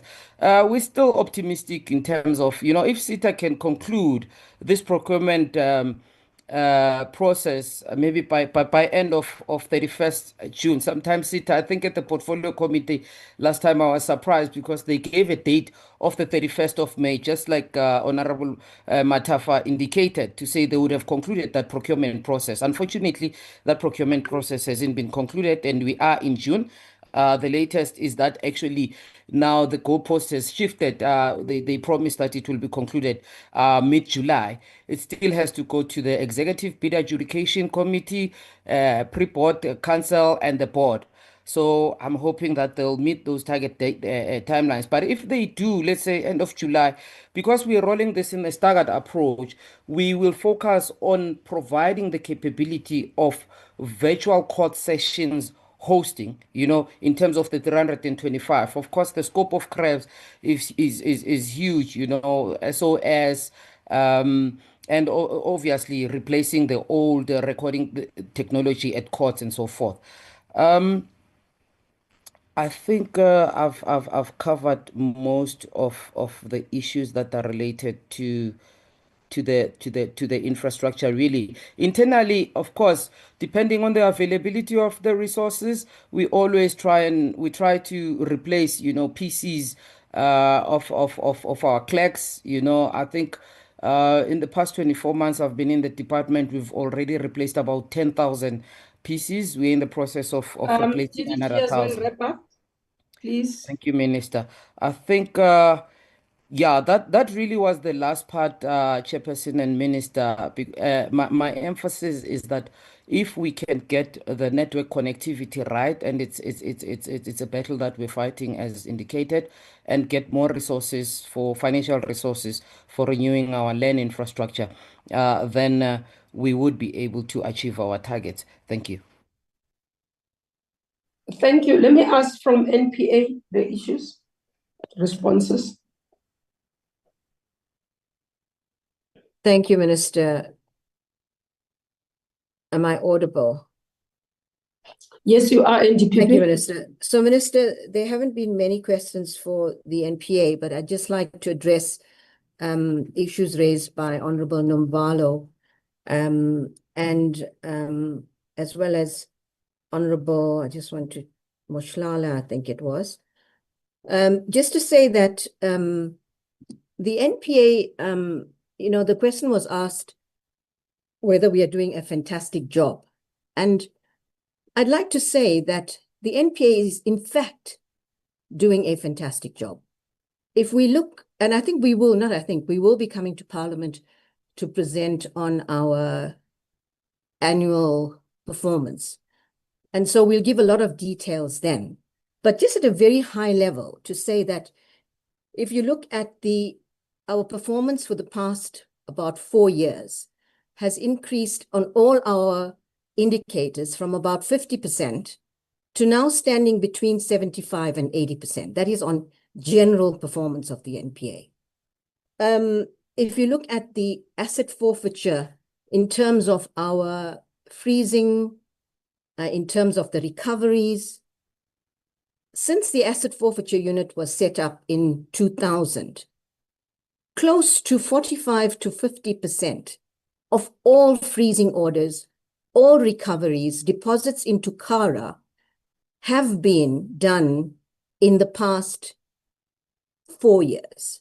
That is close between 45 and 48% of all recoveries done, freezing orders, over the entire 25 years of the asset forfeiture existence, the unit's existence. Also, a lot of this has been helped because of our very innovative and ambitious strategies to deal with asset recovery. In addition, we are doing exceptionally good work, notwithstanding the Omotozo decision, which we've reported to Parliament on, but exceptionally good work in dealing with sexual and gender-based violence issues in the NPA. The Tutuzela care centers, we can talk about the support that we give to victims, the communications, our conviction rates have all gone up with relation to sexual and gender-based violence issues. And this is why I'm just giving a few high-level indicators in terms of why the NPA is in fact doing a really good job. In respect of the strategic initiatives, well, before I go to that, the TRC matters, and Minister, I won't be long. With regard to the TRC matters, which the Minister touched on, the work of the missing persons task team in the NPA has been exceptional, and we will fully support the commission of inquiry that the President is setting up. With regard to the strategic initiatives, we've been innovative in various ways in the NPA. We've also, because of the fact that our crime rates are so high and that we're never going to be able to deal with all crimes, we've embarked on a prioritization project in order to deal with your serial rapists with regard to gender-based violence, in order to look at stock theft in areas, in the rural areas where this is a serious offense. and looking at housebreaking in KwaZulu-Natal, which has shown really good results. So, you know, and I agree and I concede, there have been about 10 to 12 cases that the NPA has come in for a lot of flack on, and all of those cases. But if one looks at the New Lane matter, which just last week was overturned by the Supreme Court of Appeal, that was the first state capture matter where the NPA, the national director, were seriously criticized. And although that matter, yes, has still got to go to trial, there's got to be a retrial, but what the Supreme Court of Appeal decision does, it vindicates the NPA and the prosecutors in this matter, because the court agreed with our view. So the point I make is that there are legal processes, and I urge that we consider these cases individually and look at where is the actual problem. And once we understand the actual problem, then we can only make sure we put in place solutions that address the problem. And there are huge systemic problems in the criminal justice system. And so as the national director, I would welcome some kind of commission that looks into systemic issues about the high crime rates. What are we not doing right? What is the problems in the system? Because there are huge challenges within the NPA, within the police, within the court system that we need to address in order to get to the bottom of crime. Try to address the crime problem in our country. So I want to say that as the national director, I will not be stepping down because I believe that we are doing a really good job. And I will continue with my really good team to serve only the people of this country as we have been, and particularly the victims of crime. Point of and order. the one other matter, the May I one please? last... Order, Chairperson. NTPP, can you hold on? Honorable Sure. Mshala? No, thanks so much, Chairperson, for the opportunity. The NDPP is misleading the House. Is the NDPP who went to the media and said that the NDPP is infiltrated. So how can she dare come here today and tell us it's doing very well when she told us herself? No one forced her to speak there. She went to that platform. She told the whole country that the NDPP, the NPA is infiltrated. So she must not come here and mislead this House. Thank you so much. She's misleading us now. She's abusing us. Thank you. Honorable Mshala, that is a point of discussion, but I think let's attend to it. Remember, there are 2 pending sessions we have with NPA, which is on the extradition issues, which the NTPP made those remarks when she was responding to an extradition matter. The second, she has just said now that they are still coming before Parliament to report on annual performance. So sorry. So can you park it like that? It's a point of discussion. Proceed, NTPP. Chair, I'm about to wrap up. I was on the last point, but I do want to make the point, Chair, is that I will never mislead this House. My integrity is really important, and I will always be fair and honest. There are some things that we may not be able to speak about, but I will try to always be transparent and share whatever I can with the people of this country. And the final point, Chair, is on the Lotteries Commission. We will respond in writing. That was Honorable Klopper that raised that. We will respond in writing.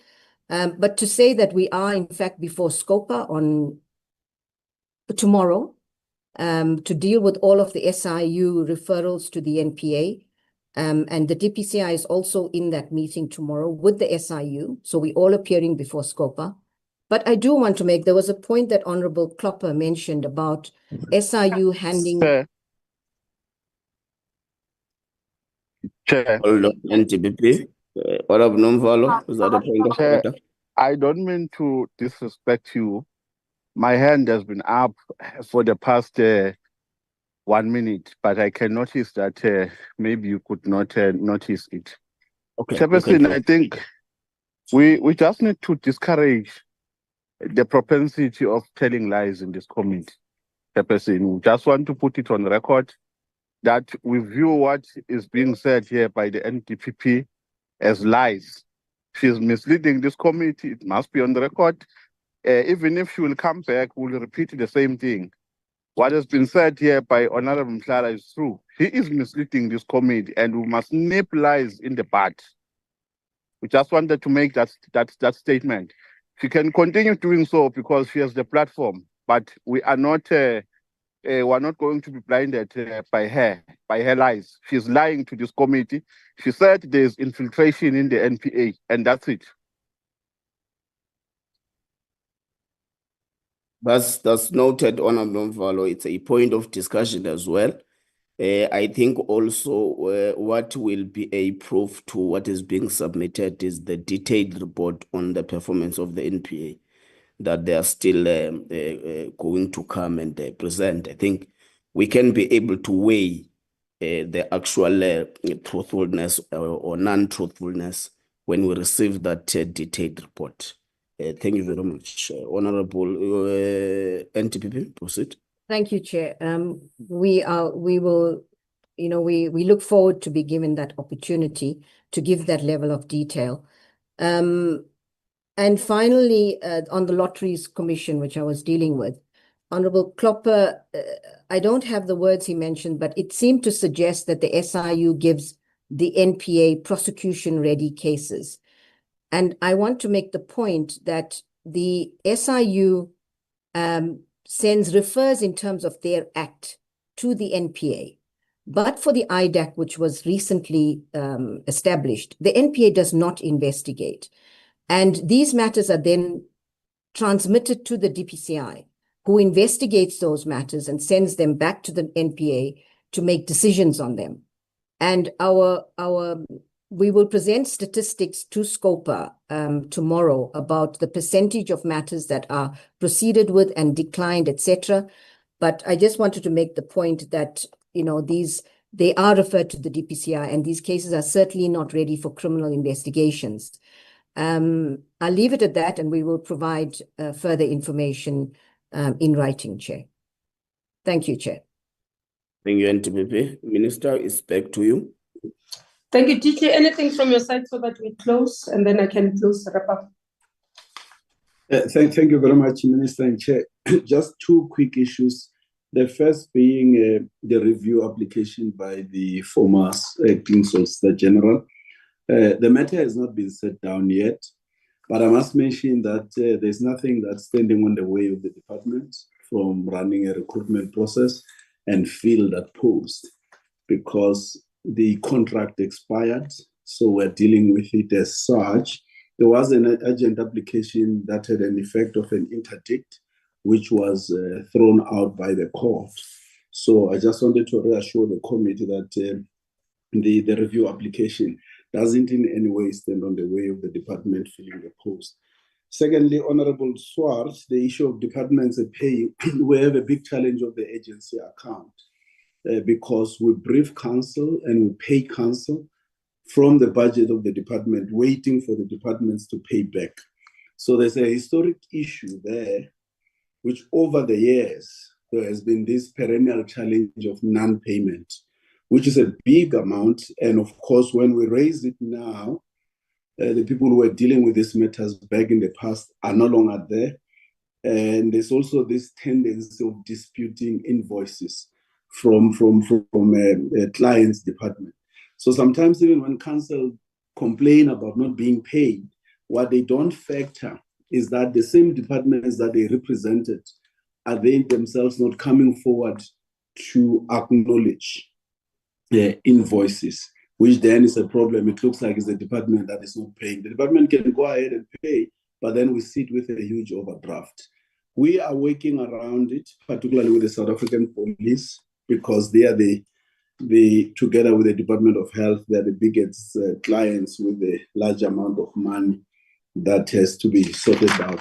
And maybe just in passing, Honorable Novala, not in passing, but maybe just to mention that the turnaround of the state attendant, indeed last year, the committee and yourself in particular did raise the proposals. We have not thrown away those proposals. We did openly say, I think they were progressive and constructive, but because here we're not presenting the turnaround plan, we're presenting the strategic plan, so we couldn't delve into the details, including the proposals that you made of comparison with the road accident fund. We found some of those to be very helpful that will be included in the turnaround plan. Thank you very much, Minister. Thank you very much, Chair. I'm going to respond, but if there's gaps, I'll ask the DM to come in. I do have questions and answer session in the NCOP from 2 o'clock. In case, because I'm worried about the time, so that's why I'm doing an unconventional method of coming before the DM, so that I can be ready for the question and log into NCOP. Maybe just broadly, and I said that I'll deal with the issues that relates to OCJ, mainly on the courts tomorrow. But just to indicate, we had a meeting that looked at infrastructure, that looked at human capital, that looked at security, that looked at all the services in terms of the courts and part of what we need to do. One of the issues around infrastructure, and I picked up that all members raised it, is that in the bidding to National Treasury, we had made a bidding of 1.6 billion for the infrastructure needs across, with a target of about 539 projects. Out of those, National Treasury gave us 400 million, which we are short of 1.2 billion to respond to the challenges. And in the conversations between ourselves and the judiciary, there was an acknowledgement that we need to work on this. But secondly, the issue around public works capacity to be able to respond to the challenges. For example, being able to complete projects on time was brought to the fore, and the Minister of Public Works and Infrastructure committed that they've put together panels that will be able to respond, and ourselves as well having to pay attention to the R&R, repair, maintenance and replacement, which is quite important. So the infrastructure part is being looked at. The increase that we have is only on OCJ. That's why I'm going to talk to it tomorrow as well, as we present the budget. Security infrastructure as well, there's gaps. We have been able to quantify. Perhaps what we can do, we might add one slide that reflects on those issues to say, in terms of our costs, this is what we are having, manpower versus what we need, and the shortfall in that regard. So this is the conversation that we are currently having with the finance minister. So the door has not been closed for us, especially in relation to the courts. I thought I should reflect that, and we'll deal with that in detail. Chair, as DG said, the turnaround of masters, and in terms of our attorney's office, we didn't go into detail. And I think just to indicate, we did meet with the LSSA together with other professions in terms of the impact on master's office. And I must agree with members where they make observation in terms of their visits. The capacity, I think Honorable Nombalo and Honorable Tlanga as well, the capacity in terms of attorney's office and master's office, but also the reflection on legal aid is acknowledged. It is true in terms of the capacity, but more so that's why you hear the issue of litigation management is one of the issues that we are dealing with. For example, when we convened all the heads of the provinces, one of the issues that we had and sort of emphasized was, one, for them to meet with our biggest clients that will assist. And I think, DM, when you respond, please just deal with what the law reform has dealt with in terms of the medical claims and their proposals, because that work has been done. So in the litigation, we said litigation management, for example, our provincial heads must be such that they are able to have a meeting with those that are biggest in terms of litigation.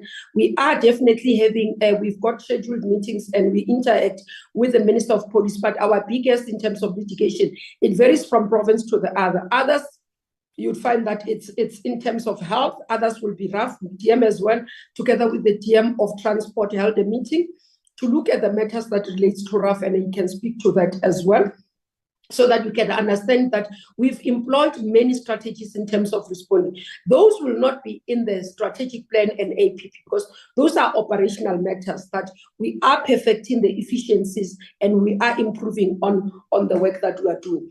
And I think Honorable Nombalo raised the issue that there's been oversight and reports have not been responded. The officials might not respond on the spot because there are various areas, but what normally happens, Honorable Nombalo, is that the Speaker, after the adoption of the oversight report, will write to the Minister for the Minister to respond in detail on all the issues that the Portfolio Committee has been able to I've checked with my team. I currently do not have an outstanding report. Those that were outstanding, we have been able to submit. The minute we get those from the Speaker, as Parliament adopts those reports, we'll definitely respond in detail on those oversight. I do know that there's another portfolio committee that is scheduled to deal with some of the oversight that you have dealt with. For us to come and respond, both myself, I think, with the Minister of Public Works on infrastructure issues that is scheduled. So in those contexts, we'll be able to. And I want to emphasize, I thought the DG will deal with this thing, the issue of insourcing. It's not every time where you are able to insource and get the right skills. And there's nothing wrong, colleagues, to be able to support SMMEs. What type of businesses are we wanting to see? Is it only because our people are good enough only to be employees, not service providers themselves? So it must be a balance. The issue of building Black industrialists, the issue of building Black businesses starts with government, where there are procurement programs, where we should be able to build entrepreneurs as a country, as part of economic transformation of the country. So I do agree to a certain extent of what we must do in insourcing, but it's not 100% every time where it's good to say insource everything. We must be able to see as a country, being able to transform our economy and build sustainable Black businesses in our country. And the only mechanism to do that is through the state.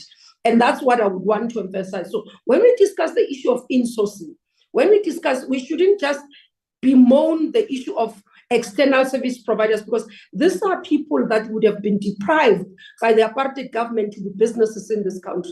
And this government has an obligation to be able to support them as entrepreneurs and also for them to grow. Where areas, for example, if it's in issues of insourcing where the budget allows, we should be able to insource, but it's not everywhere that we need to do that. And the issue, I think I've responded to what Honorable Kloppers and Swartz has dealt with around the delays in briefs by the department. So we sorting that out. Even myself and DM have committed that what we will do once the budget process is finished, we'll go and meet with the experts in provinces so that we can deal with the issue and present a litigation strategy to be able to respond. Honorable Mataf, I think your question is quite precise. The issue of while we have this 2 billion cuts that Honorable Swartz has made reference to, while we have this 2 billion cut, how do we ensure that we don't compromise the quality, we don't compromise the service, but ensure that access of justice becomes a reality? In terms of those in rural areas, those in previously disadvantaged communities, it remains a challenge for me as well. I was saying, for example, one of the things that we'll need to look at when we met with Legal Aid Board is to try and, Legal Aid of South Africa, is to try and change our strategy there. Perhaps maybe even, for example, we must be a commercial side that can support the developmental mandate. I said the team must look at it, whether it's possible, where in terms of state litigation, legal aid is appointed as legal representatives of the state. They are able to generate an income, and through that, they can be able to sustainably support the developmental part where our people are not able to support themselves in terms of litigation. So there are various mechanisms that we've got to look at, including in Master's Office. What we are looking at is to be able to find partners. We do not have the money, and what we are trying to do, we are engaging with, for example, Government Employee Pension Fund through GPA to see, because we are administering Guardian Fund on their behalf. And one of the issues DG was identified is that we have not been paid administrative fees. Are we able to utilize that as a mechanism to fund for our IT system at that platform?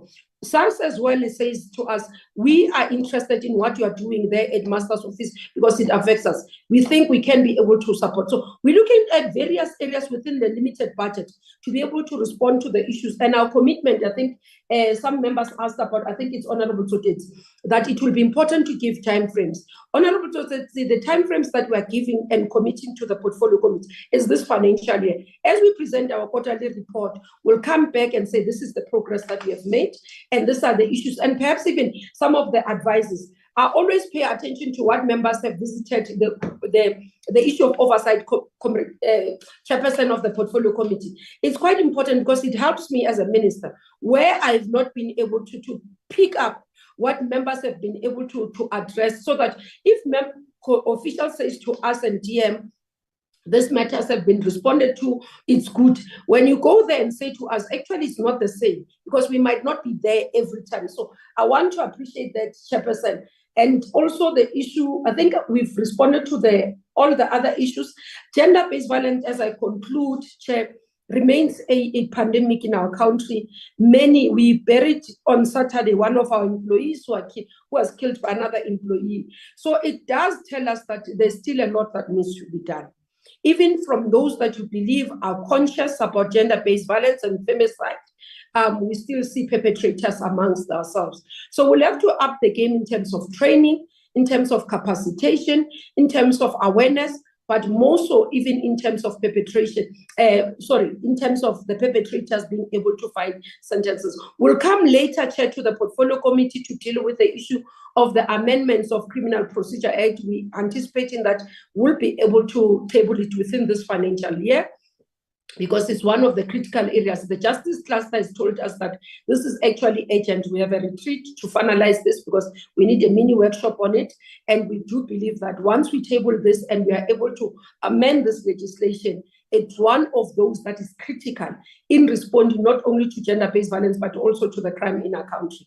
So we commit, Chair, to consistently being able to be accountable here, to reporting, but also to doing things in a transparent manner that South Africans can be able to see. So I'd like to hand over back to, if DM can take over from here, Chair, if you allow, so that I can log into the NCOP and start preparing for my question answer session that starts now at 2:00. Thank you very much. Thank you very much, Minister. That's fine. That's fine. That's okay. I think you have covered a lot of ground. Before you come, DM, the hand of Honorable Breitenbach is up. Honorable Breitenbach.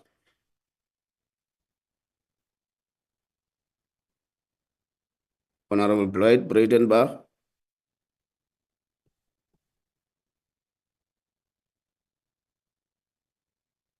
The legacy report hand, Chairperson. Who's hand? She's not there, Chair. Let's proceed. Not there. This hand has been up like this all along. So let's not be delayed. Okay, DM, can you do the parting shots? Chair. Thank you very much, Chairperson. Hold on, DM, hold on. No, don't do the parting shots. Yeah, thank you. I couldn't unmute and now I have. Committee Secretary? No, I just wanted to say that Honorable Breitenbach was struggling to unmute, but she seemed to be fine now. Honorable Breitenbach? Chair, before they proceed, may I request to be excused? Yes, you are excused, Minister. Thank you very much. You would have indicated earlier that you are. Can you hear me? You are. Yes, we can hear you, Honorable Breitenbach, now. My battery's going flat. All I can say, Chair, is that I was adequately covered by my colleagues, but I found it quite disappointing that nobody in the meeting mentioned at the outset that Dr. Oliveira passed away on the 5th of June. He was a National Director of Public Prosecutions. He spent over 40 years in the NPA. And nobody at the Department of Justice nor the NPA has even acknowledged the fact that he has died. I find that very disappointing. Thank you. You're saying who is that, Honorable Breitenbach?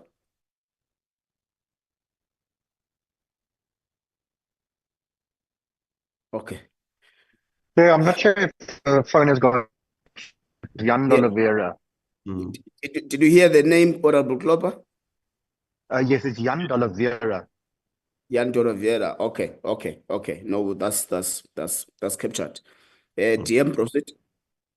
Yeah, Chairperson, thank you very much. And just to say that I take note of what the Honorable Breitenbach has raised with regard to Mr. Jan de Oliveira, SC, who was a Attorney General of the Transvaal. Someone who I also knew. I must admit that I was not aware that he had passed away. And I thank the Honourable Member for bringing that to our attention. We will then also do the necessary and appropriate. I think maybe just what remains for me is really just to thank you, Chairperson, and all members of the Honourable Members of the committee for, I think, a very vigorous and constructive engagement on the department strategic plan and annual performance plan. I think indeed, as the Honorable Matafa pointed out, the Minister and I do listen extremely carefully during all engagements with the Portfolio Committee. We do take our own personal detailed notes. I've filled up at least 5 or 6 pages. And of course, the department notes those matters very, very carefully. They do inform our work and our planning, and in that regard, we really thank members for their inputs and their penetrating questions. I think secondly, to really concur with the Honourable Steve Swart in his concluding remarks, that whilst there are many challenges and serious challenges facing our justice system as a whole and the department in particular, not everything is doom and gloom. There are thousands and thousands of dedicated women and men who constitute our justice system, who are honest, who are committed, and who are highly capable. And I think we do deserve to give recognition to them, also by way of further encouraging them to reach even higher heights in service of the people of our country. Just to touch, and that point was brought home to me in the past week as I was conducting oversight visits to courts in Cape Town with a particular focus on small claims courts and municipal courts. I visited the small claims court in Mitchell's Plain, which also happens to be my constituency, as well as Wynberg, and the municipal court in Goodwood. And I really want to commend both the judicial officers as well as the staff, i.e. the clerks, the interpreters, the court administrators, the security officials, for the truly professional and absolutely committed way in which they go about their tasks. I'm also happy to report that at the Wynberg Magistrates Court, where the terrible killing of a witness took place not too long ago, that the necessary equipment is now in place, that a full body scanner was deployed there on loan from the National Prosecuting Authority, whilst the necessary procurement steps are taken to put in place a full-time scanner. That obviously doesn't negate the seriousness of the security concerns in our courts. But I think what also struck us during that visit was the fact that small claims courts are sitting from 4 in the afternoon. And in the case of Wynberg, it was reported to us that those courts often sit until 10 o'clock at night or beyond. And the staff of the court, the interpreters, the clerks, the administrators are there to support the commissioners as they provide access to justice. And the commissioners could not stop showering praise on the professionalism and the commitment of those administrative staff. I think also just to indicate that serious consideration is being given to expanding small claims courts in a variety of ways. Already, for the past financial year, there were 36,854 cases that were registered in our small claims courts. The total monetary value of those cases that were registered amounted to something like 253 million rand. And I think what was particularly encouraging is that out of those 36,000 plus cases, about 35,449 or 459, were finalized, involving an amount of about 245 million. So, I mean, that's real money to real people in search of access to justice. The issues around Legal Aid South Africa are well noted, but as we indicated, Legal Aid South Africa will come and do its own independent presentation to the committee, which is also why we did not speak about that in greater detail. The same applies to the information regulator, but we will be present also for those the engagements of those entities with the committee. I think maybe by way of conclusion, just to talk about litigation strategy and the RAF and medico-legal cases in particular. Now, pending the overall turnaround of the Office of the Solicitor General and the State Attorneys, the Minister and I have instituted temporary measures. We've introduced a standard operating procedure in dealing with state litigation to alert the Minister and I of any high-profile, potentially controversial or impactful litigation that arises. We call it a red alert system, so that as those cases arise, we can immediately engage with them and provide the necessary instructions and direction. And the system has improved the management of litigation at that level considerably. We've also been a lot more proactive at a political level in engaging with our counterparts in other departments, in particular the Department of Transport and the Department of Health, both around matters affecting the National Health Insurance, the Road Accident Fund, and legal and medico-legal matters. The RAF situation is particularly serious because towards the end of last year, the then Minister Simelane and I met with the Judge President and Deputy Judge President of Gauteng regarding the reports that court dates in some instances would only be available in 2 years, 3 years' time.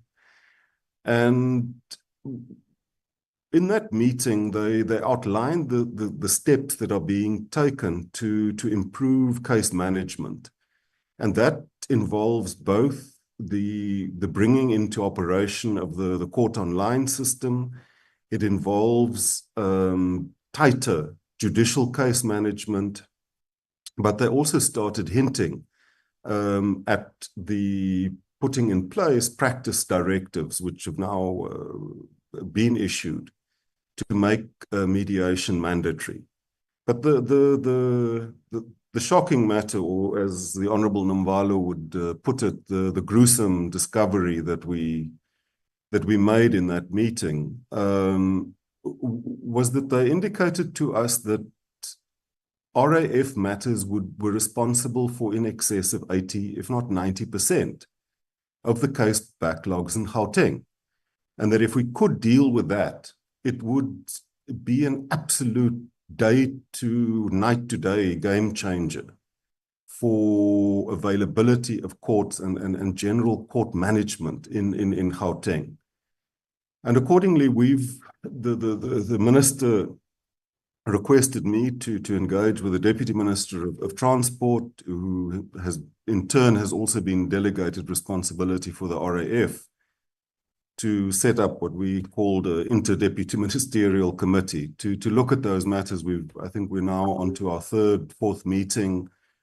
And slowly but surely, we have been systematically working through those issues, improving the responsiveness of the attorneys that are based in the State Attorney's Office on those matters, but also, and I think this is a matter that we'll have to come back to the committee, the serious allegations of unethical conduct by members of the legal profession that seem not to have been attended to by the disciplinary structures of the Legal Practice Council.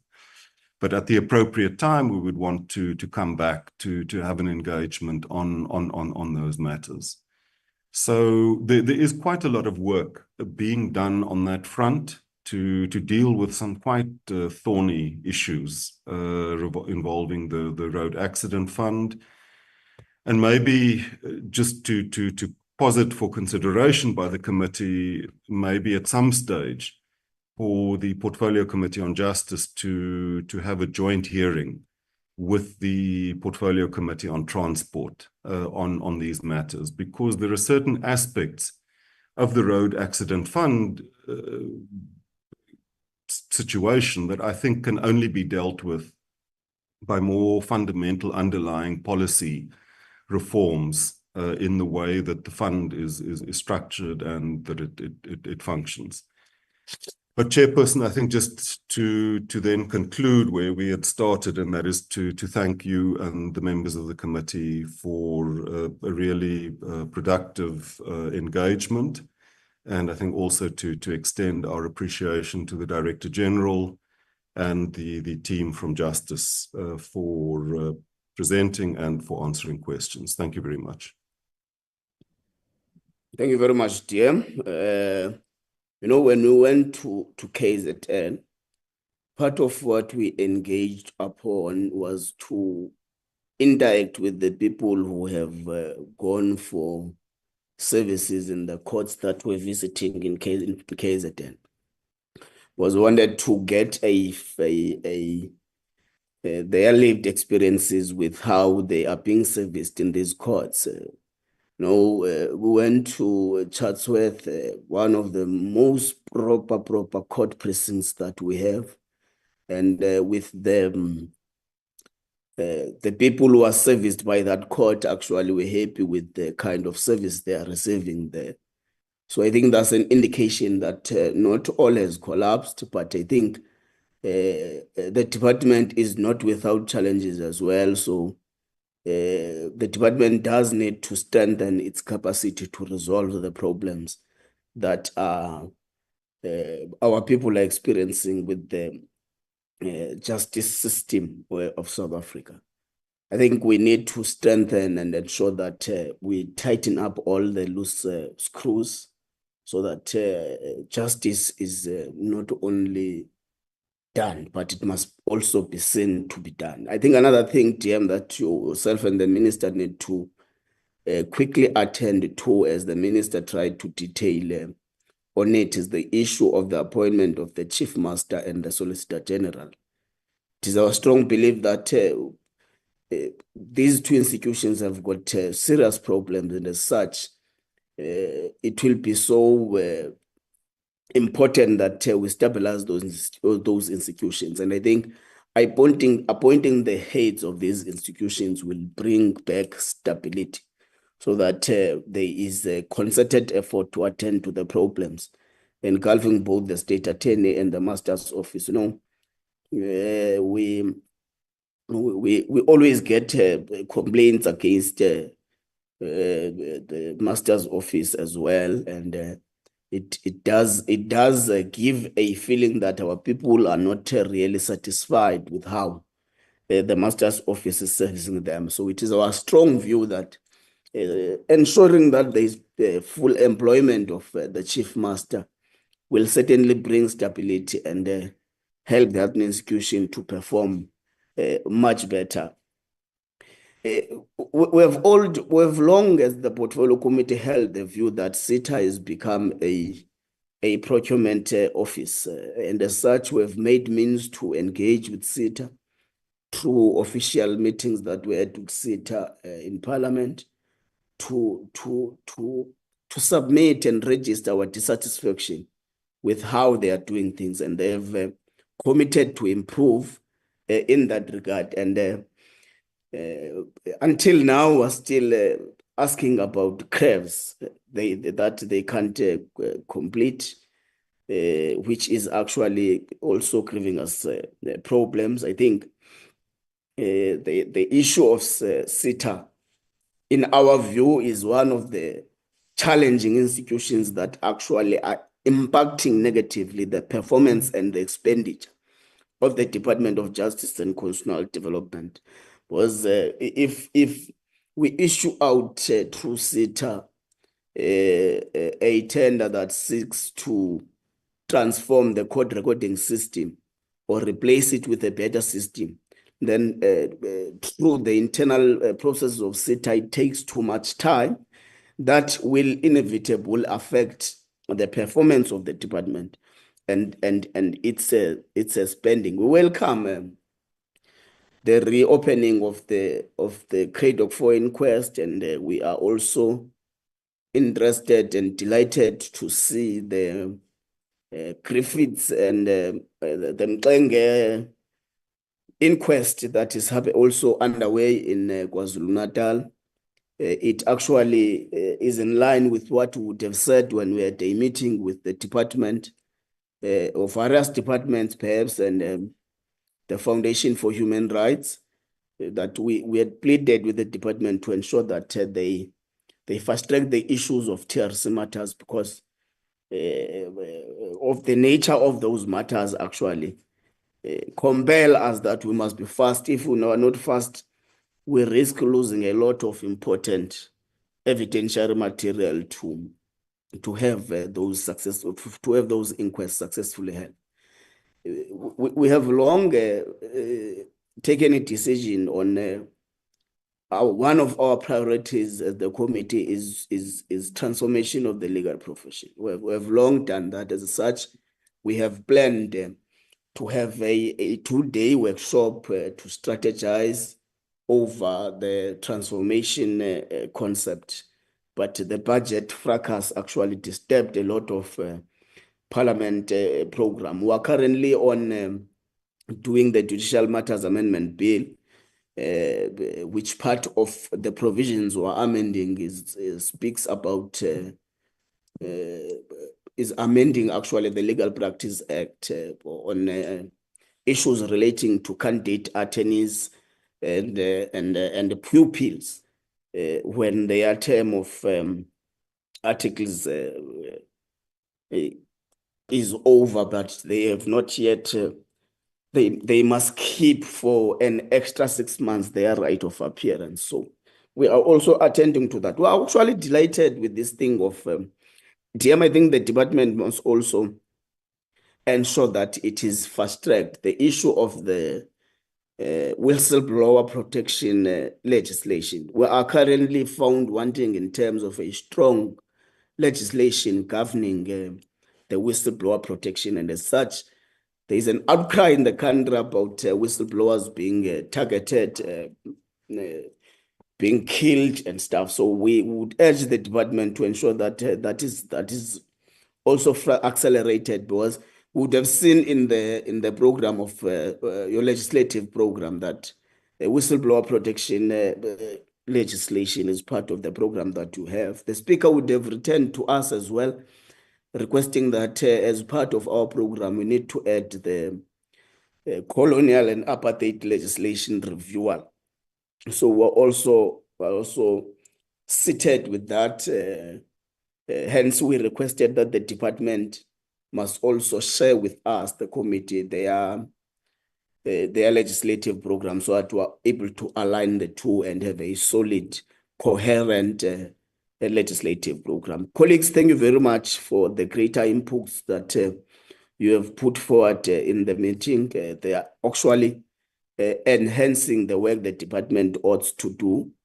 The minister would have just left us, the DM, the National Director of Public Prosecutions. I've seen in TPP that you have your 2 deputies in the meeting. I saw DNTPP, Duplessis, and Advocate Mzinyatu were part of the meeting. The DG and the team of the DDGs I saw the minister here was doing a division of revenue of answers. Everyone answers for the work they are employed to do, which is quite commendable because it gives an indication towards the committee that everyone is up in arms trying to improve what the department is doing. So we are actually thanking you for being part of this meeting. Members, until we meet tomorrow, the meeting is now adjourned. Thank you very much.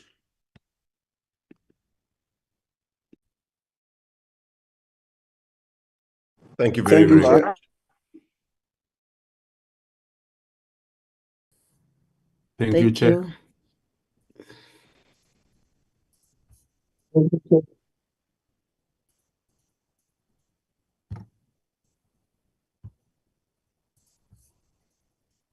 Recording stopped.